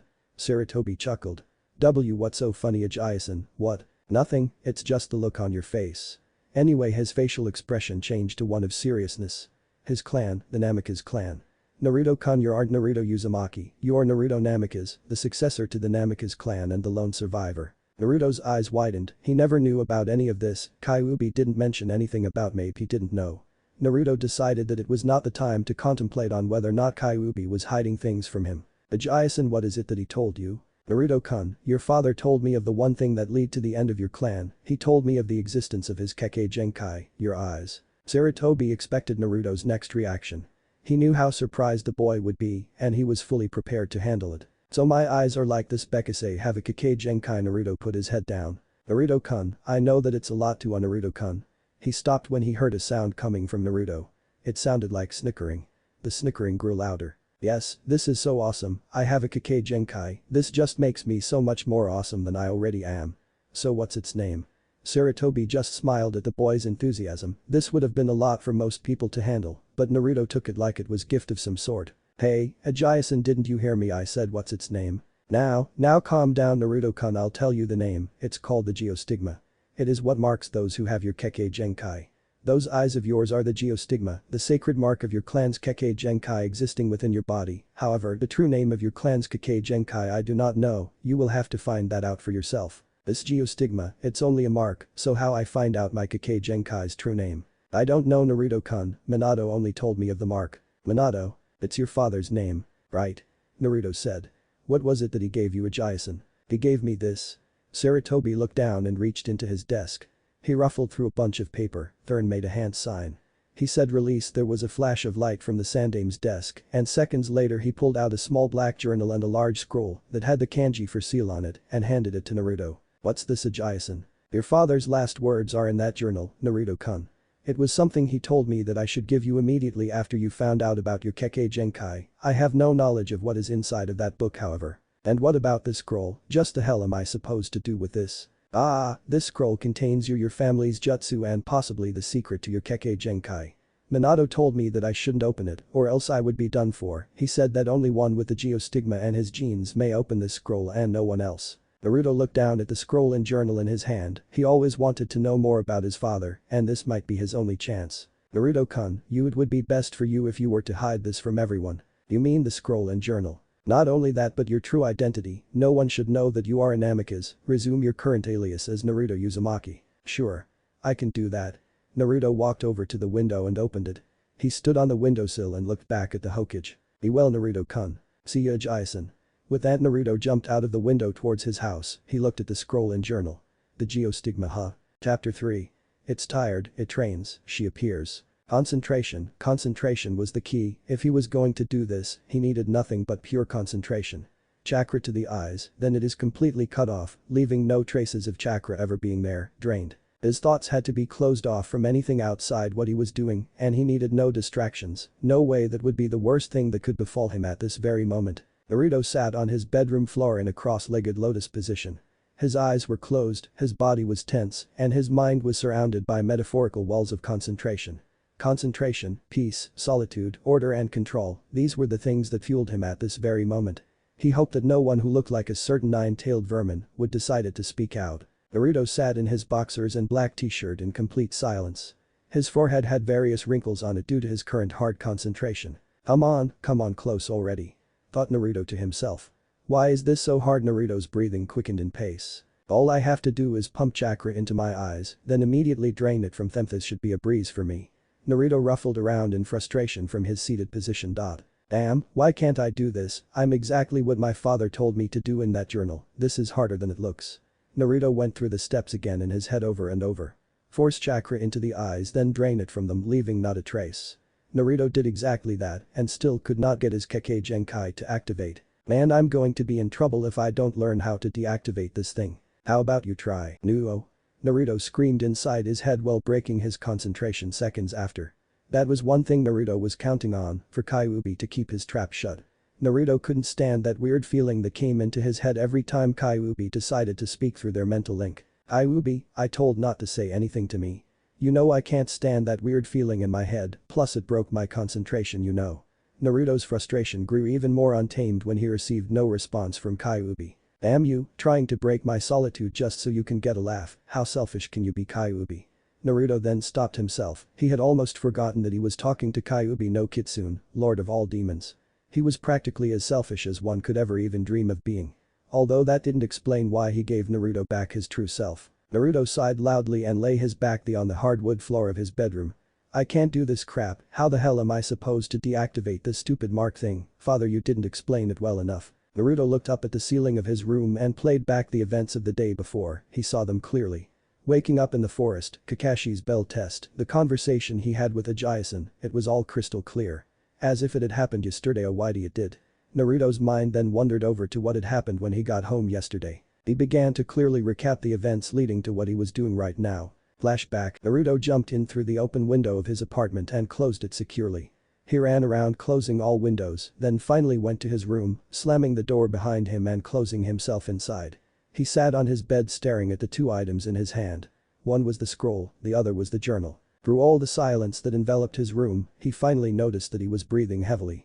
Naruto had been in such a rush to get home that he didn't even bother to stop by Ichiraku's to get some ramen, he just kept running and rooftop hopping. The scroll and the journal were the most important things to him at that moment. Believe it or not, Raymond couldn't even get Naruto to not go home, where he was alone. He actually wanted to be alone. "Okay, want to do this right away, before I do anything else. Priority 1, read this journal." Naruto placed a large scroll on a desk right beside his bed and kept the journal in his hand. Naruto looked at the journal with both anticipation and fear. Finally, I'm going to know something of how my father was like, finally. Naruto said.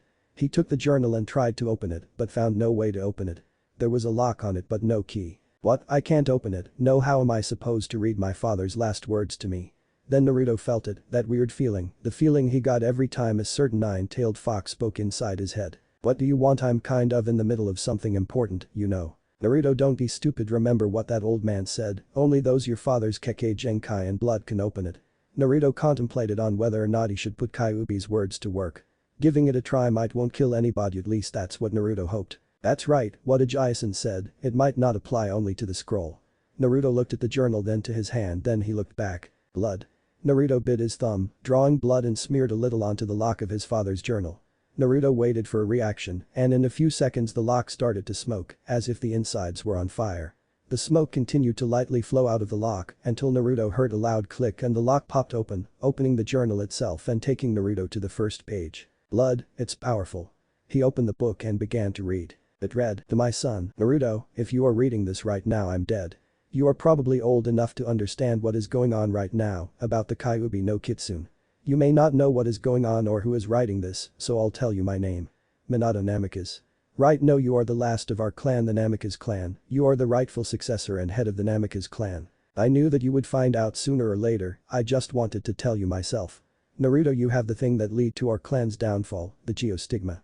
A sacred mark that resides within the eye of all Namikazes. Listen Naruto, I'm telling that you need to learn how to control your Kekkei Genkai, not only will it protect you, but it will make you stronger. The geotigmatus was not just our Kekkei Genkai, but is also the reason of our clan's demise. Naruto, the Namikaze clan did not die out, they were exterminated. For 20 years our clan was hunted in secrecy by a group of ancient deities. Because the geostigma was such a powerful Kekkei Genkai, it was highly coveted among these collectors. They were called the Psyche, bill collectors, a group of extremely powerful and otherworldly collectors of all things powerful. They collected these things in hopes of gaining power themselves. Prepare yourself, my son, you are in grave danger, the Psyche will come for you, I'm not sure when, but I'm definitely sure that they will come in time.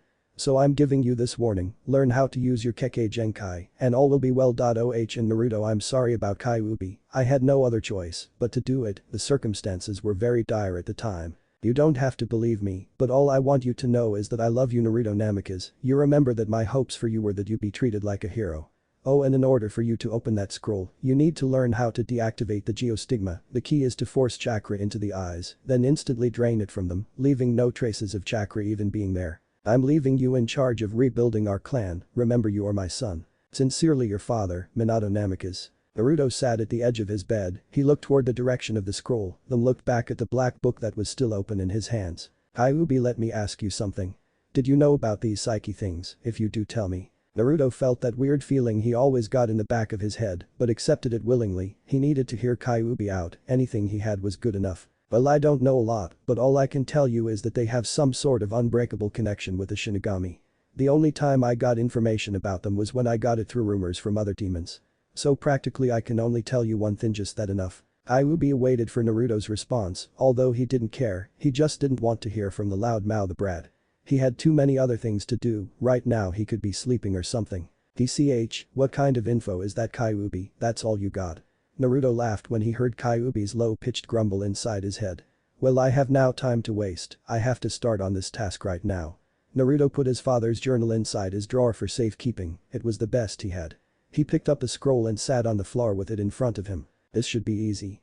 Thought Naruto. Well, he thought. End of flashback. Stupid scroll, why won't it open? Stupid eyes, why can't I make this stupid geo thing disappear?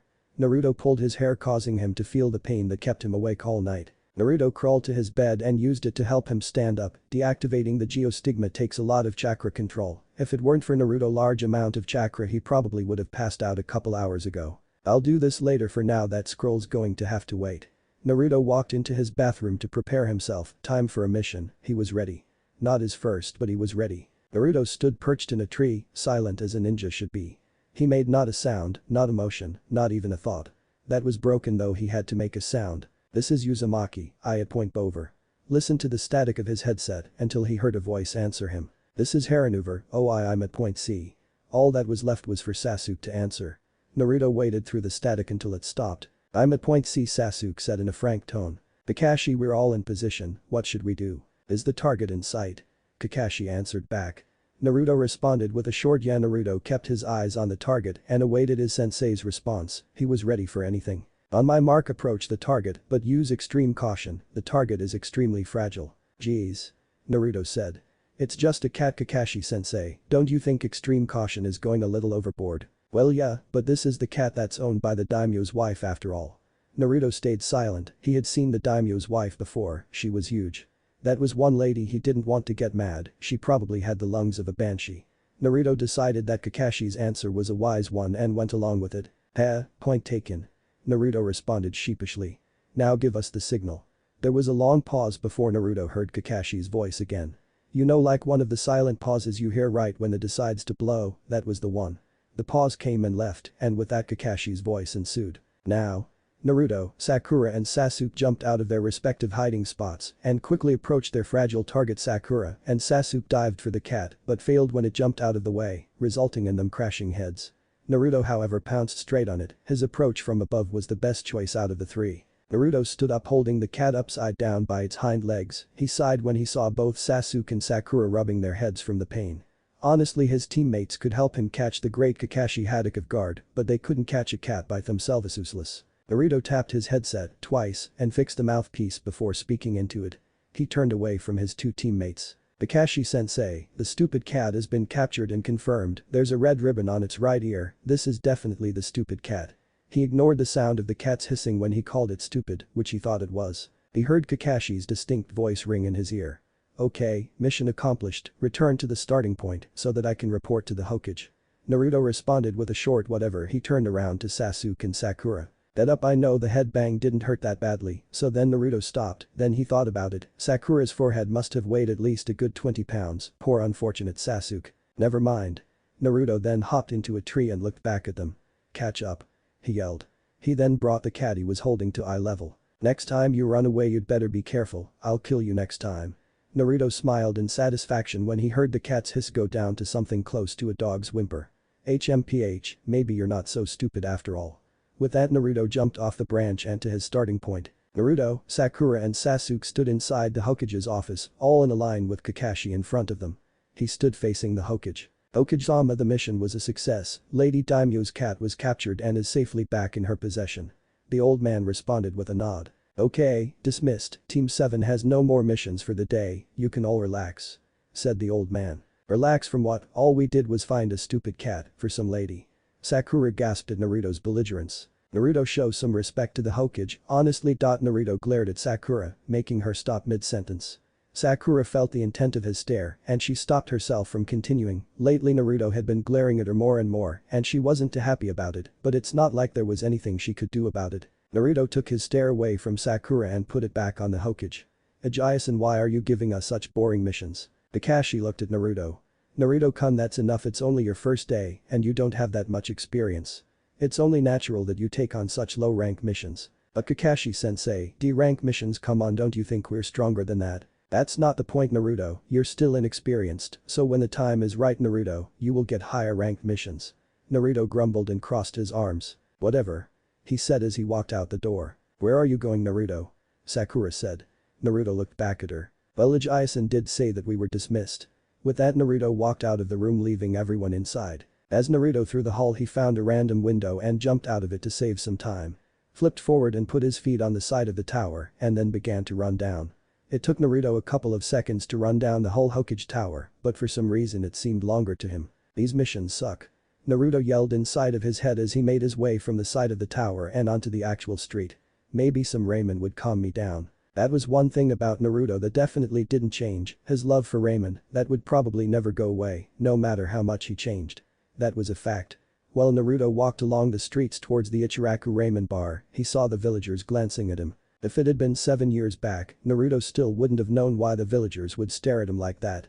He fully aware of the fact that they hated him because of his curse and blessing, Kyuubi no Kitsune. Before, the way they looked at him would usually make him cry, but no, he didn't care when the villagers called him names and glared at him, he sometimes liked the looks of fear in their eyes.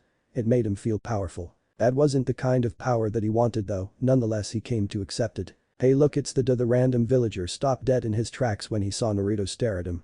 Loser, brat, trash, poor, the worst, he could take people calling him that, but demon, that was one thing that he couldn't take. Kyuubi was demon here, not him, he was just the container. A smile came to his face as his nose welcomed familiar smell that always overwhelmed him every time he smelled it. The air smelled of miso pork ramen, his favorite. If the air smelled nice, then he must have been close to the ramen bar. Naruto. What? Naruto said, ignoring the glares from the villagers and swiping his attention on Kyuubi. What is it? You know, if you don't like these missions, how about you train? What, but I train all the time, how is that going to help? I've been training to prepare myself for these missions for like a week now, and I have not even been on one that's worthwhile. Naruto heard to deep rumbling Kyuubi chuckle that Kyuubi would always do, he was obviously missing something. What? The training that I'm talking about is different, this type of training requires you to be completely alone, you will be training with me from now on. Understood. I never agreed to this training, Kyuubi. But I'll go along with, after all it's not every day that you get to train with a giant immortal fox. Good, that's what I wanted to hear. Naruto made a little nod before cutting off the connection between him and Kyuubi. Now was not the time to talk about training or anything else, all there was is ramen. Time to eat. Said Naruto as he walked into the Ichiraku ramen bar. Tenten couldn't stand ramen, it was so common. Everyone ate ramen, ninjas, villagers, even the Hokage ate it. She wanted something original and out of the ordinary, ramen just didn't make the cut, it was for everyone. Fancy platters with decorative silverware, that was her, a 5-star girl or maybe even a 6-star. Still, in all her yearning for top-class food, Tenten ate it with her team all the time. She didn't like it, but if it made her team happy then she was all up for it. Tenten, the weapons master, a born prodigy and now currently sitting at the front bar of the Ichiraku ramen bar.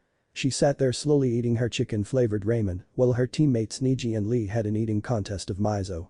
She let herself a small smile at her teammates' rivalry. Guys, don't you think that you slow down, guys?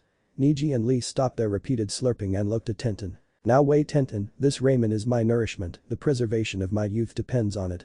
Neji, being too preserved to even say something like that, just nodded in agreement.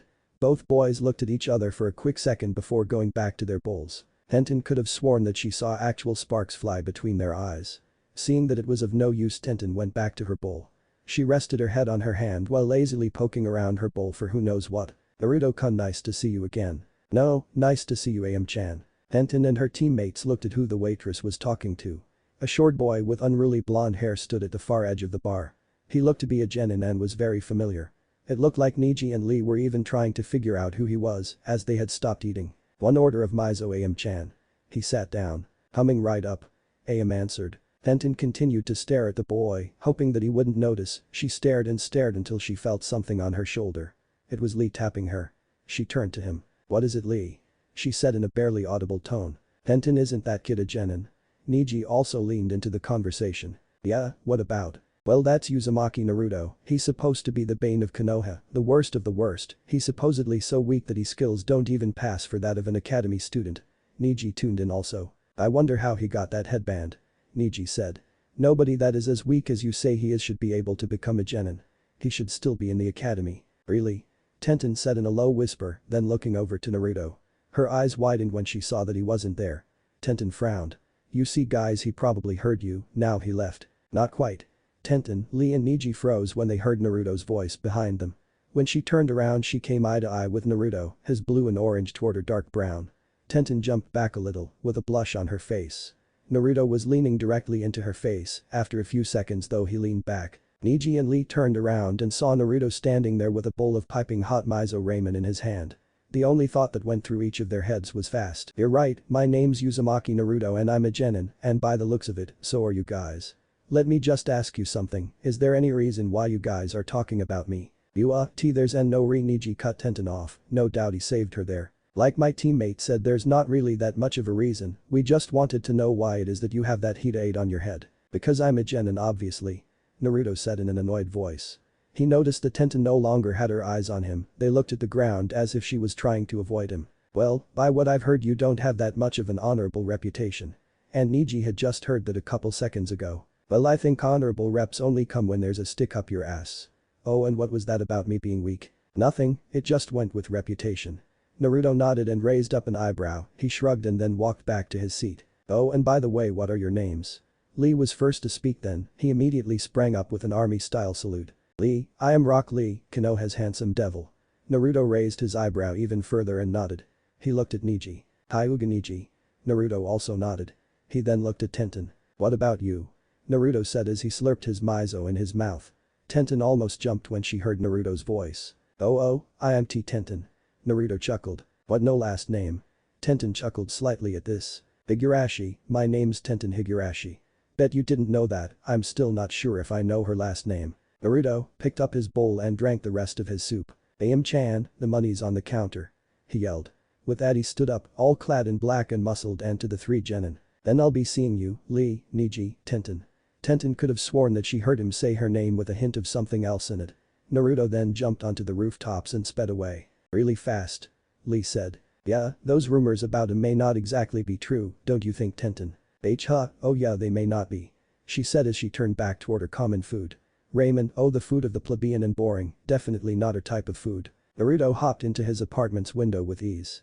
He closed the window and threw his pack on his bed. Naruto threw a glance at the scroll that he still wasn't able to open. He still needed to train and then Naruto remembered, training with Kyuubi, he could still do that. He laid on his bed and closed his eyes, opening up the mental link between them. In his mind he spoke. Kyuubi, is it too early to start that training that you were talking about? Naruto got that weird feeling again, he never liked it when Kyuubi did that to him. No, we can start now. Great. Naruto said while opening his eyes.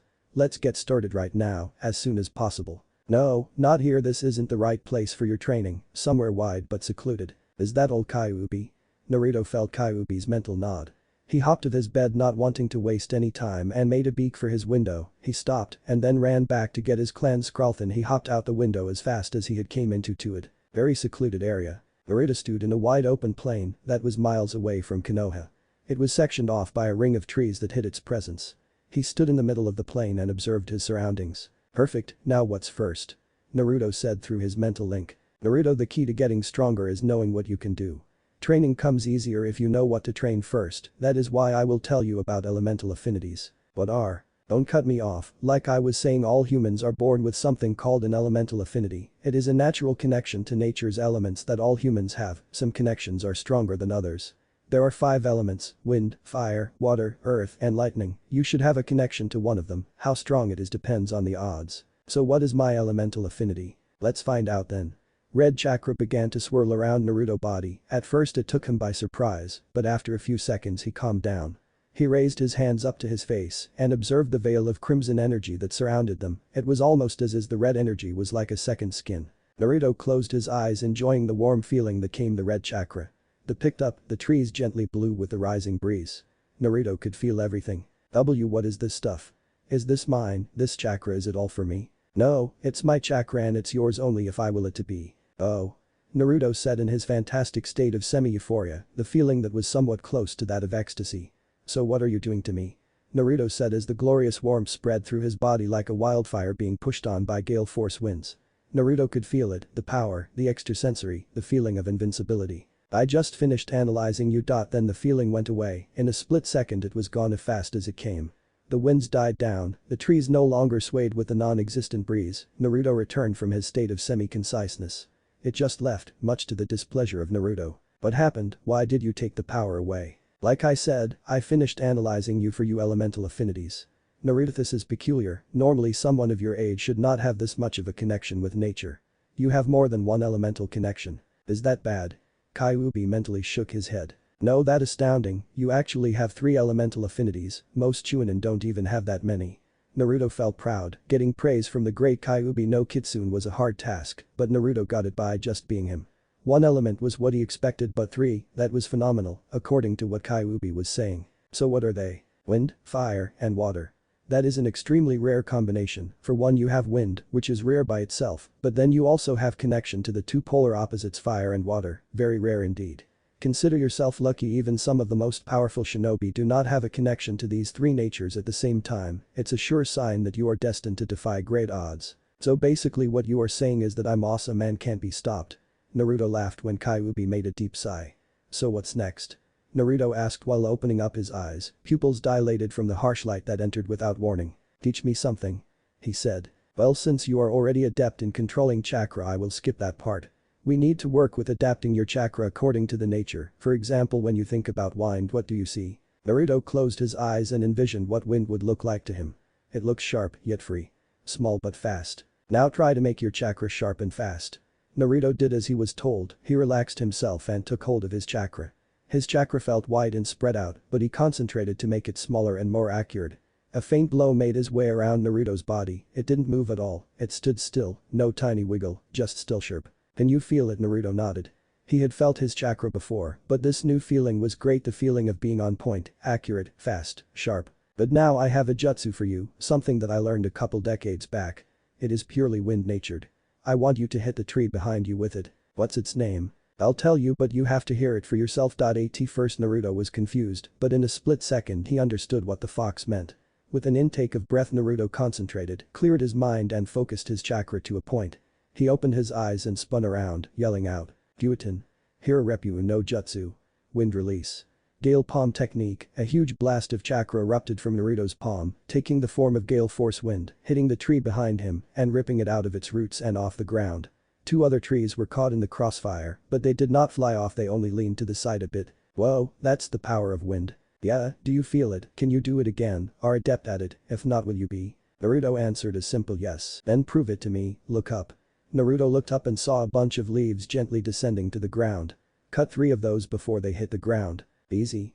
He concentrated, the wind picked up, his chakra acquitted itself, he extended his palm upward, and in no time what used to be 3 leaves was now 9.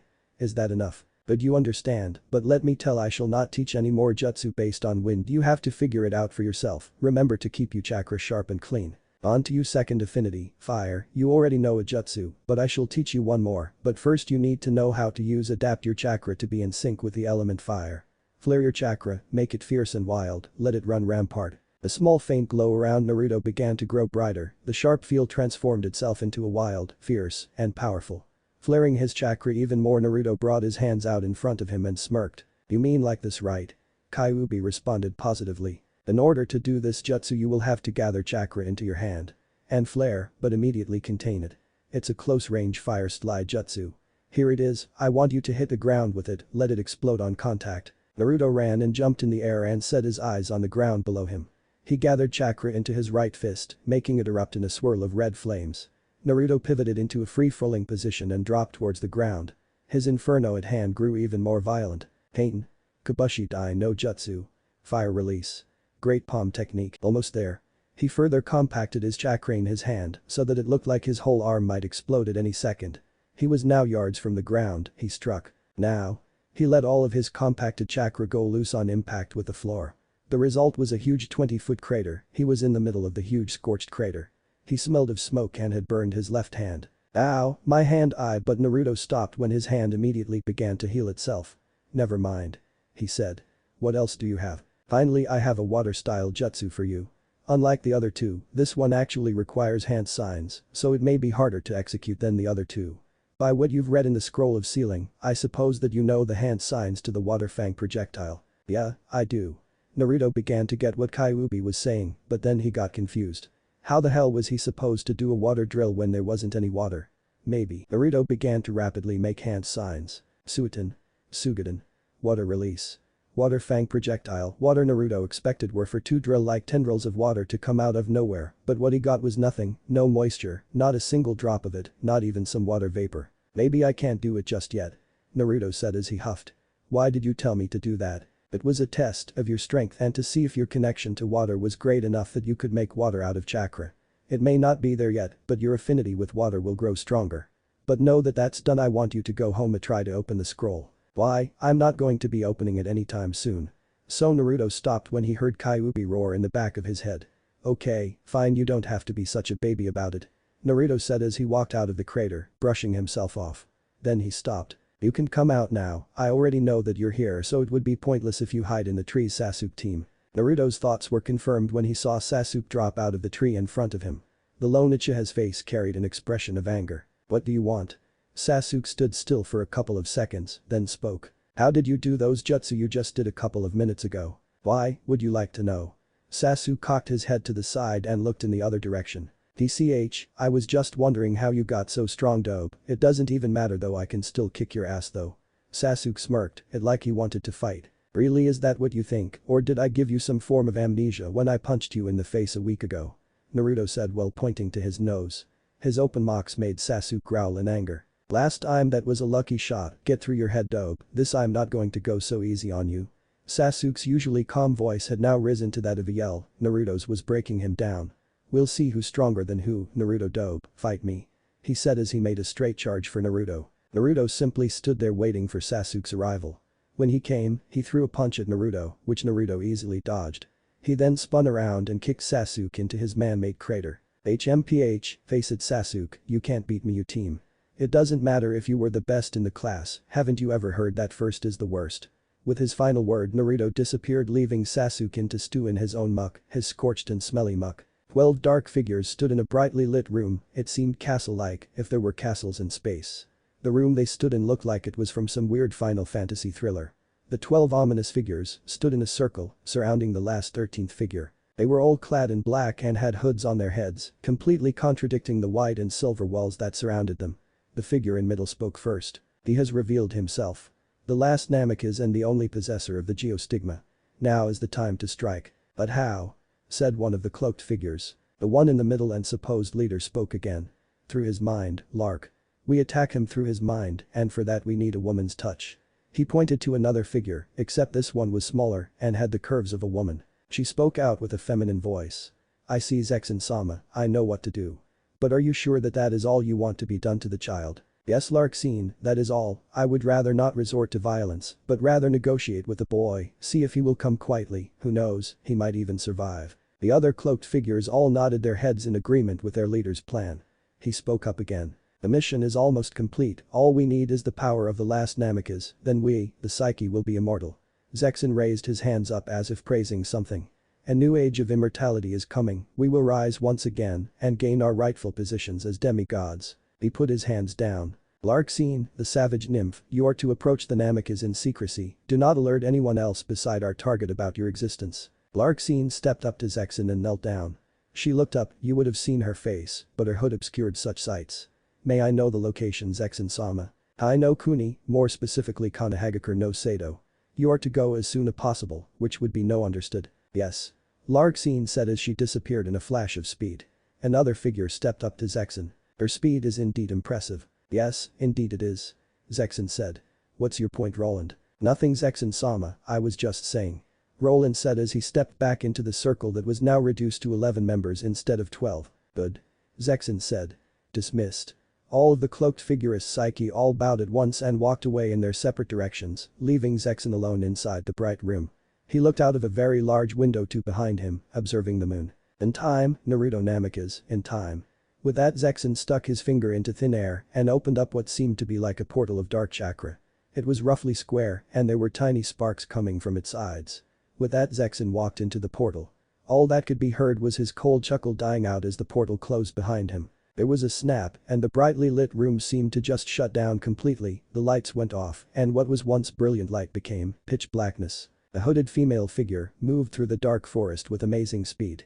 She sped along the canopy with ease, looking only in one direction, Kanehagakure no Sato. Target, almost reached. She said, not even bothering to stop to rest. After a few minutes of forest the scenery changed from trees to Konoha. The hooded female stood at the edge of a cliff, looking at the border of Konoha. Nice village. She said in her feminine voice. Larxene flipped her hood off of her head, revealing her short platinum blonde hair. She gave one of the two horn-like strands of hair on the top of her head a flick and Smoledno it was more like a smirk, a devious little smirk. Larxene closed her eyes. A pulse of chakra emanated from her and in an instant she opened her eyes. Found you, Namikaze. She said in a song-like tune. Found you. Chapter 4. She visits, she infiltrates, he figured it out. She looked at him with lust on the mind. His sweat-covered body, his hard features, those unique eyes of his that always captivated her at a moment's notice. He played with her hair as she did him, over and over, then they'd switch. When it was over they would lay down and stare at each other, trading words such as I love you and you're so beautiful. She lay her head on his hard chest and he sighed with a tingling touch of her dark hair. He would hold her body in a tight embrace and whisper that he loved her and she would sigh from his warm breath on her earlobe. I love you. He would say. I love you too. She would say, in her sweet feminine voice that always turned him on, it was the same reaction she gave him whenever he spoke with his masculine one. They would sit there after what seemed like an eternity and then go at it again and again and again until they were fully satisfied. Staring at each other's eyes was enough for them after that, that's all they wanted to do at that point. Just stop and stare and when their eyes met, they would intertwine their hands. Talking with such low voices that not even a person who was in the room with them would hear their conversation, it was just the two of them in their own little world called the bedroom. His blue and orange eyes locked onto her white ones, and vice versa. He called her perfect in every way and she would giggle at his flattering comments and then reward him with a kiss, one that them both on. Turn-ons, the thing that usually led to their overnight love sessions, always a crowd pleasure for them. She would hold onto him tight as he crawled out of the bed, saying that he would be back in a few minutes. Then she would watch him go out of her room and into the bathroom, being epitome of her perfect man. Strong, handsome, optimistic, a believer and big, boy was he big, he satisfied her every time they wrestled under the covers, he treated her right. What more could she ask for? He was all she wanted, all she needed, him and nothing more. The knob to her bathroom would click and turn open and he would come walking out, fully naked and with a smile on his face, and glued to his package were none other but her wide eyes, but they would quickly go up to his face again. He was everything she could wish for in a boyfriend. Too bad she couldn't have him though, too bad he wasn't her boyfriend. Hyuga Hinata's eyes snapped opened. Looked around in the confines of her own room, good thing it was her room. The Hyuga heiress felt her face, it felt warm, hot even. Shuffling in bed, Hinata put her back against the wall at the head of her bed. Through all of her squirming she felt something wet in her sheets, between her legs. Hinata lifted up her covers to find her that her panties were soaked and it wasn't water that was in them. Not again. She said with a sad sigh. She had been having the same dream over and over each night and they were always about a certain Uzumaki Naruto. She got up and inspected her cover to see if she might have soaked them as well, but all was well, as they were dry. Left drawer in her dresser, that's where she kept all of her underwear and that's where she went, opening it and getting a new pair of underwear while tossing the old wet ones in a basket full of dirty clothes, making sure that she put those ones at the bottom of the basket. Her mouth sounded off another sad sigh as she slipped on her new dry underwear. He was her perfect man, except he had one fatal flaw in him that no other girl saw in him. To the young Hyuga heiress Uzumaki Naruto was unobtainable. Naruto-kun. she said as she lay back in her bed, the pale moonlight making her face glow and further, intensifying how love-stricken she had become over her perfect man. "I'm going to erase your flaw, and I'll be your G-girlfriend." Then the pale-eyed girl slowly drifted off to sleep, beginning to once again dream of her unobtainable prize. "You love him, don't you?" Hinata's eyes opened once again. She could have sworn that she heard a girl's voice, but she labeled it as a figment of her imagination. "You want to be with him, right?" The voice came again, this time a little louder. Who are you, what do you want?" Hinata pulled her sheets up past her nose so that her covers left enough room for her to see. "The one you want, I can help you be with him." Hinata's eyes widened at what the low female voice said. Hinata may not have known who the girl was, but if she would help her get to Naruto, then she couldn't be there to hurt her. The thing is, who was she? Where are you?" The girl's voice sounded like it was everywhere, ghost-like, in her head. Hinata decided to show some courage and inched her covers away from her face and brought them down to her chest. "I'm here in front of you, activate your bloodline." Hinata did as she was told to by the female apparition and activated her family's Kekkei Genkai, the Byakugan. Making the proper hand signs, Hinata's eyes suddenly became surrounded by bulging veins, a trait only for those of the Hyuga family. Her eyes were as wide as saucers when she who was in front of her. Somehow, standing right in front of her, not hidden from the unique vision of the Byakugan, was chakra. Simply chakra, it was standing right in front of her. She quickly inched backward as she let out a series of gasps and hard breaths. "Don't be afraid." Hinata tried not to be afraid, she tried looking directly at the floating energy source, but couldn't. Her body wouldn't do as she commanded it to, her mind told her to look, but her fear would not let her body cease its shaking. As she continued to shake and look away from the chakra and it came closer. "Don't come any closer," she said in a low and scared whisper. "Why are you here?" Her eyes began to tear up from the overwhelming fear that hit them. There was a long silence, as if the world had been put on pause. "I'm here to help get to the one you love. I'm on a mission to ensure your happiness." She heard a quick shush from the suspended chakra in front of her. "Say no more, only what I ask. I am an angel, I was sent by the almighty Kami, here to ensure that you are happy. He has noticed something in you, your everlasting love for a certain boy, even though he was shunned by society, and yet you try to acknowledge him, that is something Kami feels should not go on unrewarded." Knowing that she had just been visited by a divine being, Hinata's still cold not stopped shaking. She knew that angels never meant any harm, they were pure beings, but for some reason Hinata couldn't stop being afraid. "So you're going to help me?" "Yes." "Oh okay, I'll accept it then. Thank you, young child, but before I aid you tell your name first and who you love." Hinata wiped the tears from her face and found the courage to look directly at the angel. After a few sniffles of relief she spoke.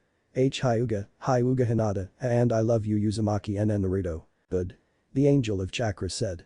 "Now, hold out your hand." Hinata reluctantly stuck out her hand to the female force of chakra. "Touch me." Hinata did as she was told and touched the chakra, and in what seemed like an instant the angel was gone in a vibrant flash of light. Hinata rubbed her eyes and blinked several times in confusion. "Angel-sama, where are you?" "In here," she said in her graceful voice. "Inside of you, I will not do everything for you, I'm only here to guide you, Hinata-chan." Hinata nodded and laid back in her bed. "Angel-sama, is there anything that you would like for me to call you while you are here?" "Angel is perfect for now, as I cannot tell you my real name." "Oh, and Hinata-chan, don't tell anyone about my existence in you." Hinata nodded once again before she closed her eyes and went on to resume her previously interrupted fantasies of her perfect man. The activation, it seemed impossible, in Naruto's eyes. It simply couldn't be done for some reason. That's what the blonde nin seemed to think, well before he actually did it. It was something that he thought that he would never do, but a giant nine-tailed fox's training would always help a person through their troubles if they accepted it. The feeling of pride raced through Naruto's very being as he stared at his reflection in the mirror. It was great to be back, but if Naruto had to be honest, he liked his original eyes better. They were more unique, orange and blue eyes suited him better than just regular old blue ones. Now my eyes look normal again," Naruto said with a bored sigh, has already faded away. "How boring. You know Kyuubi, I thought that I would be glad when I finally deactivated my geostigma, but actually having normal eyes suck." He thought as he flashed his Kekkei Genkai on and off in front of his bedroom mirror. Normal, unique, definitely unique. My eyes look way better with the geostigma on. Naruto said as he openly expressed his opinion on his bloodline limit to Kyuubi. Naruto continued to deactivate and reactivate his Kekkei Genkai, constantly replaying the effects it had on his eyes. "Naruto, you said that you wouldn't open the scroll yesterday because it was late and you had just learned to control your Kekkei Genkai, but here's a suggestion, how about you stop fucking around and open the scroll already?" Naruto jumped back from the mirror at the sound of Kyuubi's demonic voice. Okay, I'll open Ichi's. Naruto flashed his eyes on and off on final time before walking off to his room to get the scroll. Bottom drawer, underneath the underwear if I remember correctly. Naruto said as he opened his drawers, digging through new and old pairs of boxers. Through the feel of soft linen his hand hit something hard, the scroll. With a satisfactory sigh Naruto picked up the scroll and tossed it onto his bed. He looked at it and opened up his mental link with Kyuubi. Hey Kyuubi, you ready for this? He felt something of a mental nod come from the fox. Alright, check this out. Naruto looked at the seal on the scroll with his geostigma activated. He flashed it off and with a certain glowing that came from the scroll the seal started to light up and burn away. DCH, easy as pie. Hey Baka, don't go around thinking you're all high and mighty, now that you have a Kekkei Genkai, it'd be best to just keep this whole thing undercover, understand? Naruto looked at the scroll and chuckled with a satisfied look on his face. Not at all Kyuubi, I don't have a clue, who cares if I tell people of my Kekkei Genkai, it's not like they'll even know about it. People don't even know who my dad is, let alone what my eyes can do. Now I'm going to ask this again but this time answer me with words. Are you ready for this? There was a long silence, it seemed like an angry silence. Yeah, I'm ready for Thizbert. But thing too, I probably wouldn't have opened it without you anyway. The seal fully burned away and Naruto slipped his finger underneath the frail paper of the old scroll. Naruto's eyes widened when he saw what was in it, his eyes were like two big white UFOs that were turned sideways. There was nothing but descriptions to a jutsu and some writings. The jutsu, named the Rasengan an S-rank jutsu, the only known jutsu of the Namikaze clan. It had a warning underneath it in big red letters, they read do not attempt to use this jutsu without following instructions. Underneath that were none other than the instructions to performing the jutsu. The writing at the far right of the scroll had the words for Naruto Namikaze next to them. He began to read. It read, Naruto, I don't have much time left so I'm leaving you this one jutsu, the Rasengan, a technique of my creation, one of my best jutsus I have ever made. There is one other person who knows this jutsu Naruto, his name is Jiraiya. I assume that you only are reading this so I'll go on. What I'm about to tell is about the geostigma, it will help protect you from the Psyche I hope. It is the true nature of our clan's Kekkei Genkai, its true name, and why it is so coveted by the denizens of the divine world. Son, the geostigma, its power isn't that of a normal Kekkei Genkai, true it is similar to other Dojutsu type Kekkei Genkai, such as the Sharingan of the Uchiha clan or the Byakugan of the Hyuga clan, but its power is very different. The geostigma is nothing but an alias to its real name, you will have to find out its true name by yourself, as did all Namikaze. Along with the changes in eye color that the geostigma give you, it also holds a very distinct power, the power of manipulation. As a Namikaze, the geostigma allows us to manipulate nature's elements, the reason for it being so coveted among the Psyche. The power of manipulation is a powerful asset when you are the divine. Naruto, as you may not know, but the form of the geostigma that you should contain now is not its complete form, what you possess is nothing but its premature form, so I'm asking you to learn how to control your Kekkei Genkai and help it evolve within your eyes. If you wish to survive then you must learn to use it correctly and protect yourself from the Psyche. Survive Naruto, survive. I know that this may be a lot on your shoulders, and I didn't mean for you to carry this burden, but you are the last Namikaze. I'm sorry. Naruto, you are one who is to rebuild Namikaze clan and be the first to awaken the geostigma to its final stage of maturity, a feat that none of us have ever done. This is what my legacy was, the rebuilding of our clan, the awakening of the geostigma and the destruction of the Psyche as a whole. It's up to you Namikaze Naruto. Namikaze Minato. PSA warning of the Psyche, beware the Black Phoenix. Naruto trembled, his body shook violently with rage and sadness. His grip on the open paper of the scroll tightened, almost ripping it apart. So I'm the only one who can destroy these things, the only one who can fully awaken the geostigma. He chuckled. Father, you're such an idiot, what were you thinking? How can you expect me to defend myself from these things? How am I supposed to rebuild the clan? What does he want me to do? Fuck every girl in Konoha. Naruto, no Kyuubi, it's okay, I can handle this. My father knew I could, he wouldn't have put this much responsibility on me if he didn't. A small smile began to creep on his lips. His chuckle grew louder. Then if this is what I must do then so be it. You sure took that much better than I had expected, I'm surprised at your maturity. Naruto shrugged and stood up. He wiped some dust off his shoulder and blew on his new black attire. Naruto rolled up the scroll in his hand and put it back in his drawer. I guess that's just the kind of person my father would have wanted me to be, that doesn't mean that I'm not mad though. Still, I'm glad that you didn't overreact like your past self would have. Nah, that's not who I am anymore, I'm a different person, and besides I really don't feel like getting angry right now. Naruto said as he headed toward his door. But right now I need some time to think. Not to mention that I need to figure out a way to awaken my Kekkei Genkai to its fullest potential. He headed towards the door with the Hokage stone faces as his destination. When he opened it he came face to face with a hooded figure, a female. Her hood covered her facial features and she wore a tightly fitted black trench coat. Naruto didn't fail to notice the curves of puberty that adorned her nice body. "Who the hell are you?" She said nothing, she only walked forward, trying to enter his apartment, but Naruto blocked her and fixed an annoyed glare on her. "You know it's impolite to just try to walk into a person's house without introducing yourself, so how about you answer my question, who the hell are you?" She giggled and brought her hand up to Naruto's chest, but Naruto caught it. "What the hell do you think you're doing, what do you think I'm dumb or something? If you're going to try to attack me you'd better learn to conceal your chakra better, since I got up this morning I've felt it flaring." The hooded female gave a short gasp of shock and then laughed again. Naruto's eyes widened when he was blown back into his apartment by an invisible force. She walked in and took off her hood. "You old bitch, you'll pay for that. Old bitch, I'll have you know that I'm only 13 and I'm not a bitch." She pulled off her hood, revealing short blonde hair that had two horn-like strips of hair that stuck out when she took off her hood and green eyes that rivaled the luster of Haruno Sakura's green orbs. "Hey, I may not like that bitch named Sakura, but she's got great eyes." She walked up to a still prone Naruto and picked him up by the nape of his jacket's collar in a sheer display of strength.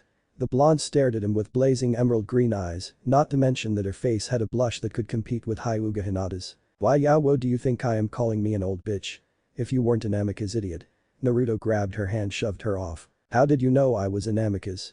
Naruto was in a state of shock, nobody but Kakashi and Ajayasen were supposed to know about his identity as a Namikaze. Now Naruto really wanted to know who this person was. She didn't seem to be a Konoha nin, she didn't seem to be a nin at all, she didn't even wear a Hida 8. She could have been a nuke nin from some distant place like Suna or something, but she just didn't seem to play the part. "Our leader told us, actually we all know who you are and I've been sent here to retrieve you. You may not know who I am, but Psyche." The blonde girl's confident smirk left her face after Naruto said those words. Wawat. "I said Psyche, an organization of powerful and ruthless hunters, or should I say collectors, that once hunted down the revered Namikaze clan and exterminated us in secrecy. You desired our Kekkei Genkai, and now I suppose you're here to finish the job." She stood in front of Naruto with an impressed expression on her face. "Wow." She said, "I guess you do know who I am. I doesn't matter though, you're still going to have to come with me. Hey, what's so funny?" She moved her face in closer to Naruto's, earning her an annoyed blush from his impassive smile. "Nothing's really that funny, but I was just thinking that you're really inattentive for someone in the Psyche." The blonde girl's eyes widened when she felt a hand on her shoulder. She turned her head around to see another Naruto about to come down on her with a kunai. "Gotcha," he said, but before the Naruto clone could make contact with her she disappeared, throwing him off balance and making him almost hit the real Naruto. She reappeared in front of his door and shut it closed and locked it. She put her hands on her hips. "Now Namikaze, be quiet and come with me, I would rather avoid fighting, so you get the point." Naruto smirked while his shadow clone dispersed. "You may not want to fight, but I do." He stuck his hand out and gathered his chakra. "First tell me your name." She sighed and rolled her eyes. "Like it really matters, but since you want to hear the name of the person who takes you in, I'll tell you. I am Larxene, the savage nymph of the Psyche, pleased to meet your acquaintance." She said as she gave Naruto a curt bow. "Good, Fuetin. Repusho. Wind release. Gale wind palm." A blast of chakra converted air blasted out of Naruto's open hand and hit Larxene head on, blasting her through the closed door of Naruto's apartment and making her crash onto the streets below. Naruto ran full speed and jumped out of his house after her. "Son of a bitch," she said as she backflipped and landed on her feet and looked up at the still falling Naruto. "That's Naruto to you, tramp," he said as he spun his body forward, doing several front flips into a high-flying axe kick onto the blonde Psyche member. "Take this." But Naruto's plan failed as Larxene grabbed his foot and seemingly absorbing the impact of his high-risk maneuver and making the ground beneath crack from the force of Naruto's kick. She pulled Naruto's leg down and gave Naruto a powerful headbutt, keeping him suspended in the air for a little longer. "That's not going to work, Namikaze." She then punched Naruto into the air. She then disappeared and kicked him back down into the ground. "Damn you," Naruto said as he spit up blood. Watched Larxene hit the ground with grace. He stood up and flashed his Kekkei Genkai on. He suddenly felt his chakra begin to surge. "Is that the geostigma?" Larxene thought as she watched Naruto's eye color change from blue to blue and orange. "This may get sticky. Why did Master Zexen send me to capture this kid? I'm the weakest member, and besides, I just joined this organization. What am I thinking? I can take this guy, no matter how good looking he is." Larxene stared at Naruto's eyes with a blush. Naruto smirked then disappeared. Larxene's green eyes widened as she stumbled back in surprise. She felt a great force on her back and was lifted up in the air. She yelled in pain from the force of Naruto's punch that was soon followed by a crushing elbow that sent her towards the ground. "Pain." Gakakyu no jutsu, said Naruto as he finished making the proper hand seals. He breathed in deeply and spat out a giant fireball of fire. The flames burst onto the ground making a huge explosion. Naruto landed on the ground in front of the burning crater. He smiled at the sound of the crackling flames, but then he heard it. That damn demon child, I knew he was no good. He's brought this type of commotion into the village, why doesn't he go and die already? Naruto heard the scared cries of the villagers ran away trying to get away from his fight with Larxene. He saw the faces of the frightened children who saw what he just did. Burning a girl probably wasn't the best choice in this scenario. Still he didn't care. He made a tiger seal and in one quick motion he sucked the flames up into his mouth, making them vanish within a few seconds. Psyche huh? I thought she would be tougher than that, too bad though I was expecting more of a fight. Naruto's eyes widened when he sensed a familiar chakra signature behind him. Really, you wanted a fight, then how about I stop playing around to give it to you then Naruto? Suddenly a sharp pain went through Naruto's side. He looked down and saw that there was a kunai sticking out of his right ribcage. He spat out even more blood as he looked behind him and saw Larxene. Now come with me Namikaze. No I'm not going anywhere. Naruto yelled as he grabbed the blade and thrust it back out of his ribs. He spun around and hit Larxene with a powerful backhand, sending her crashing into one of the many street side markets that were run by local Konoha villagers. Fuck you and good luck catching me. Naruto yelled as he disappeared in a flash of speed. His blood still staining the spot where he stood. How troublesome. She said as she looked around. Sorry about the boy folks, I'll have him captured in a matter of minutes. She raised her hands up to plead with the scared villagers. He good, now go get him, said a random villager. Giving a thumbs up she closed her eyes and pulsed her chakra. Found you. Larxene then disappeared. Naruto breathed hard as he jumped through the forest looking for a place to rest. He saw a thick tree and decided that that would be the spot for a pit stop. Damn, she got me. Naruto said as he rested on the trunk of a large tree.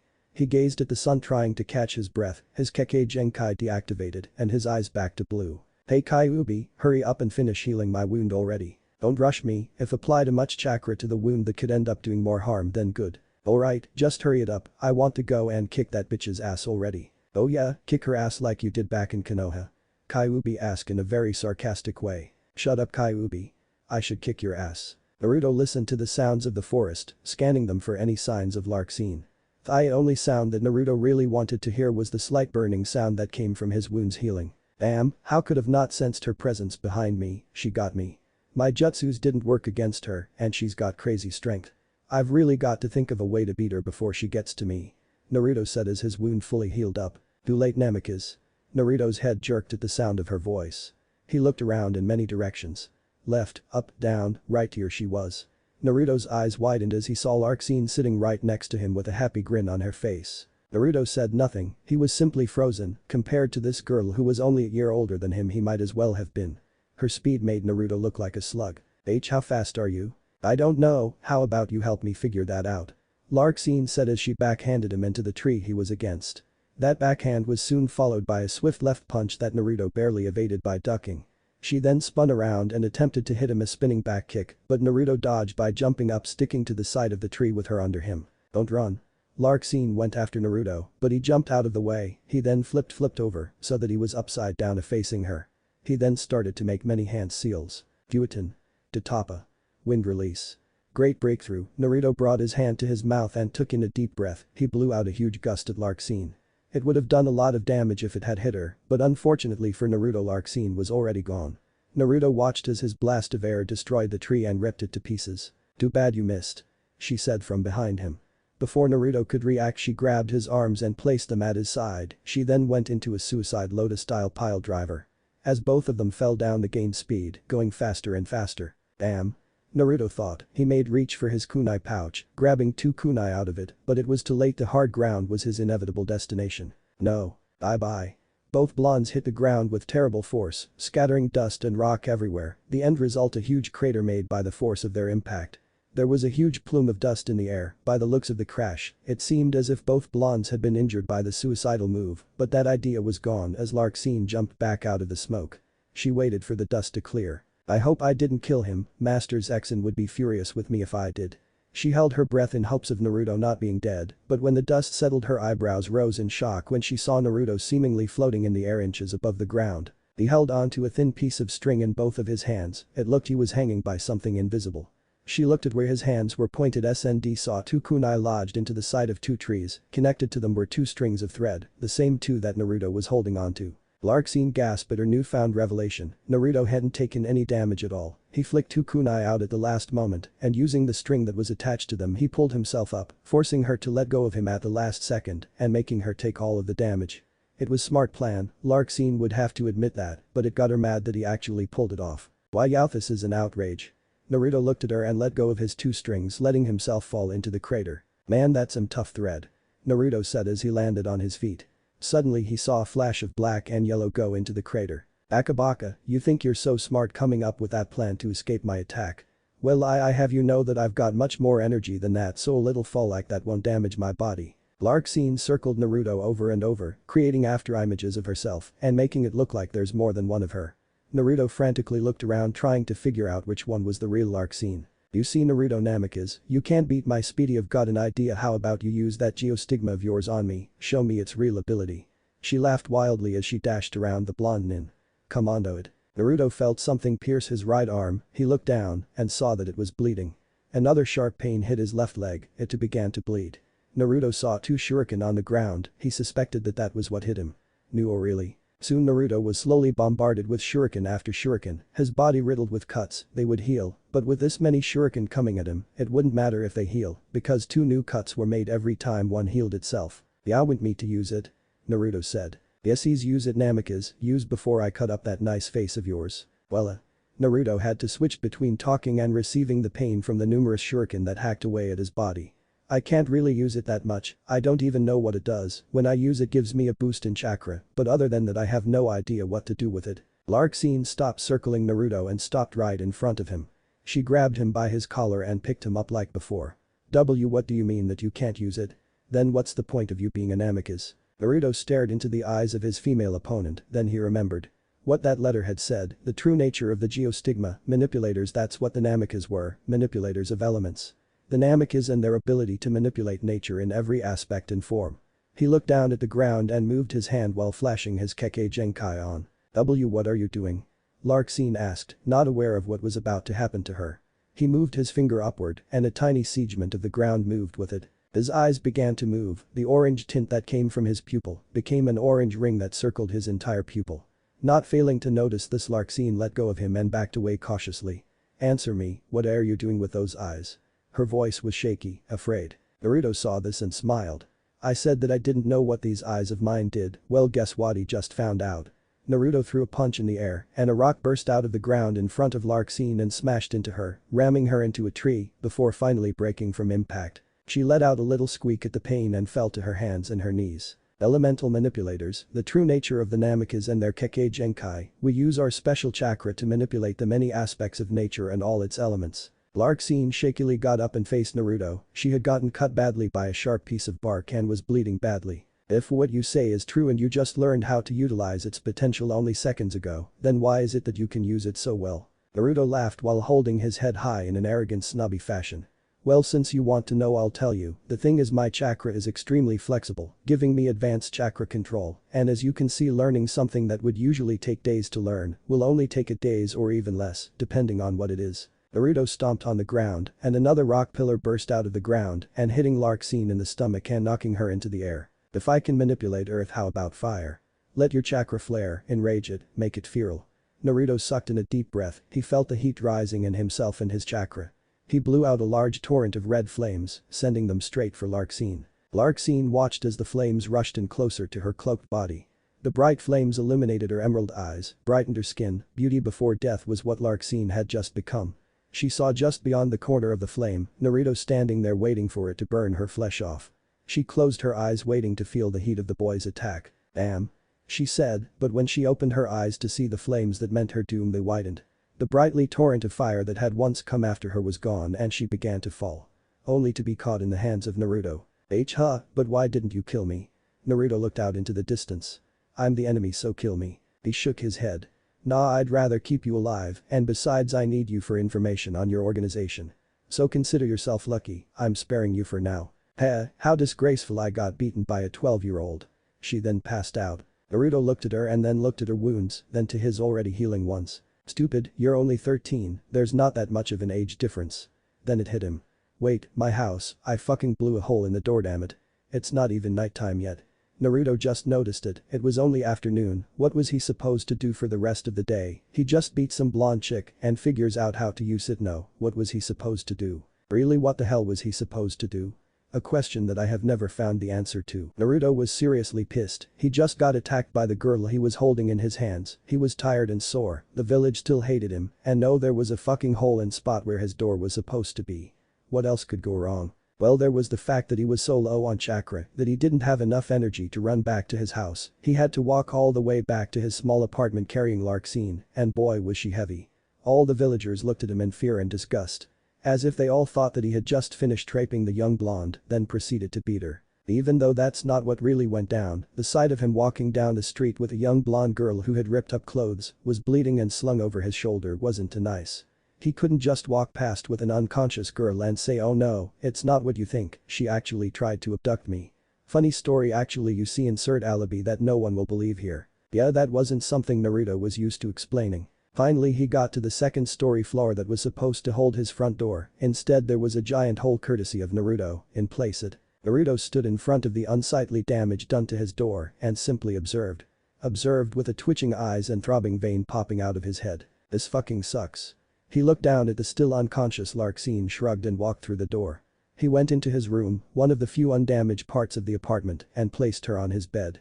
It was kind of stupid to put the enemy on your own bed, but it was what he could do at the time. He walked back to his broken door, grumbled. This is all her fault. He said. Now all Naruto needed to do was interrogate Larxene about the Psyche, and he could let her go or kill her if he felt like it. Plus, he also had a plus-sized hole where his door was supposed to be. He would have to figure out what to do about that later, but that girl came first. He came back in his room where Larxene was still sleeping soundly on his bed.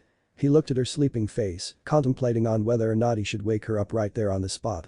He had to admit though, for a supposedly evil member of an organization of people connected to the divine, she sure seemed like a normal girl, if you subtracted the tightly fitted trench coat, but then if you subtracted that she would be naked. All of this whirled around Naruto's highly developed brain, but immediately stopped when he came to the thought of seeing Larxene naked. He didn't need that right now, all he needed was information. Oh Naruto-kun, I know what you're thinking, have you taken a liking to this girl here? She does have a pretty face, you know, and her body matches well with it too. No way, I'll admit she looks good, but she's a member of the Psyche, she tried to kill me if you don't remember. And besides, Kyuubi, how do you know what she looks like? Simple, I just see what you see. It's like I'm looking at a big screen television and the outside world is the channel. Naruto tapped his chin before looking once more at the sleeping blonde girl on his bed, then he noticed that some of her clothing was ripped up, revealing a great deal of her developing bosom. He leaned in closer to take a look, but quickly ducked back when he heard Kyuubi laughter in the back of his head. No, it's definitely not worth it. Naruto said while shaking his head side to side. Ah, I'll give you an hour, I bet that by then you would have already raped this girl in her sleep. Naruto cocked his head to the side. Don't be such a dumbass, Kyuubi, I detest rapists and I would never become one of them. He thought as he closed his eyes and sat down in front of his bed in a lotus-style position. This time it was different, instead of 13 people they only had 12. Everything was there, brightly lit room, check. Eerie atmosphere, check. 13 people in black trench coats, and no go, they were missing one person. So unlike last time 11 people stood in a brightly lit room, they all stood around a 12th person who was the esteemed leader. It seems someone here is missing. Zexin spoke in a stoic tone. Does anyone know the whereabouts of a certain Larxene Leones? When no one answered he chuckled. I see then, our little savage nymph has failed then, no matter, she was not of importance to us. Zexin said in an uncaring manner. She may have not been important to Yao, but she was to me. Zexin turned to face the person who wielded voice that angry, his hood still covering his face. Ah, Lark Leones, you grace this hall once again with another one of your unrequested outburst. Oh, I'm sorry, it seems that I have forgotten, but is Larxene not your younger sister? Lark pulled off his black hood to show his angry face to Zexin and the others. Yes, and that's why I don't appreciate you speaking of her as if she was a useless toy. Don't take it that way, Lark, as I can't use a toy to my advantage, she would be more like a tool, that's something I can use. Lark's green eyes that matched that of his sister's went ablaze, he balled his fist up and looked down. Don't speak of her like that, I said. Lark said behind gritted teeth. Zexin took off his hood, revealing long silver hair and piercing red eyes to Lark, and stared at him with glare so cold and so chilling that it could probably freeze hell over. Remember, Lark, it was you who brought her into this, you introduced her to this world, me world, and so long as she remains in it, I can speak of her in any way I choose. Lark took a couple steps back and his breathing quickened. Zexon's glare was hard and evil enough to make him feel his own heart beating. In other words, Lark just got punked. Lark tried staring down his leader, but it was of no avail. He needed to get out of that room and now. I shall go and look for her. If I brought into your world TT, then I'll go and bring her back to it.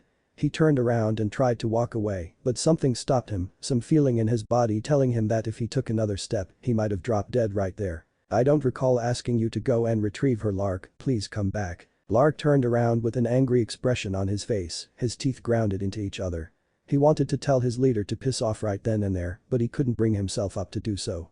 So he just stood there, hoping that Zexon would let him go and find his little sister. Too bad Zexon wasn't the type of man to let anything go. Lark, you still didn't take your initial position, and that would make me very unhappy if you did not follow orders. The Lark felt it again, that feeling like he was staring death in the face, but this time he felt a great deal of it, more like he was staring the Shinigami in the face. Yes, Zexon-sama. Good, Lark-kun. He was nothing compared to Zexon. When it came to power, he had Lark beaten. But drive was a different thing. When it came to drive, Lark was number one. His drive to protect his sister was greater than Zexon's unknown personal drive. He would have to find a way to sneak out and save Lark-seen without Zexon catching him, and he would do it by any means necessary. But he had to give it to Zexon. Really, he should thank him. Zexon made him feel something that the 24-year-old Lark had not felt in a long time. Fear. Thanks, he almost forgot what it felt like. But that wouldn't stop Lark Leones from reaching his sister. What if Naruto can copy Kekkei Genkai? Thanks for watching my video till the end. If you enjoy this content, then do consider subscribing to my channel and leave a like if you guys need the next part. Comment down, and thanks for watching the video and see you guys in the next video.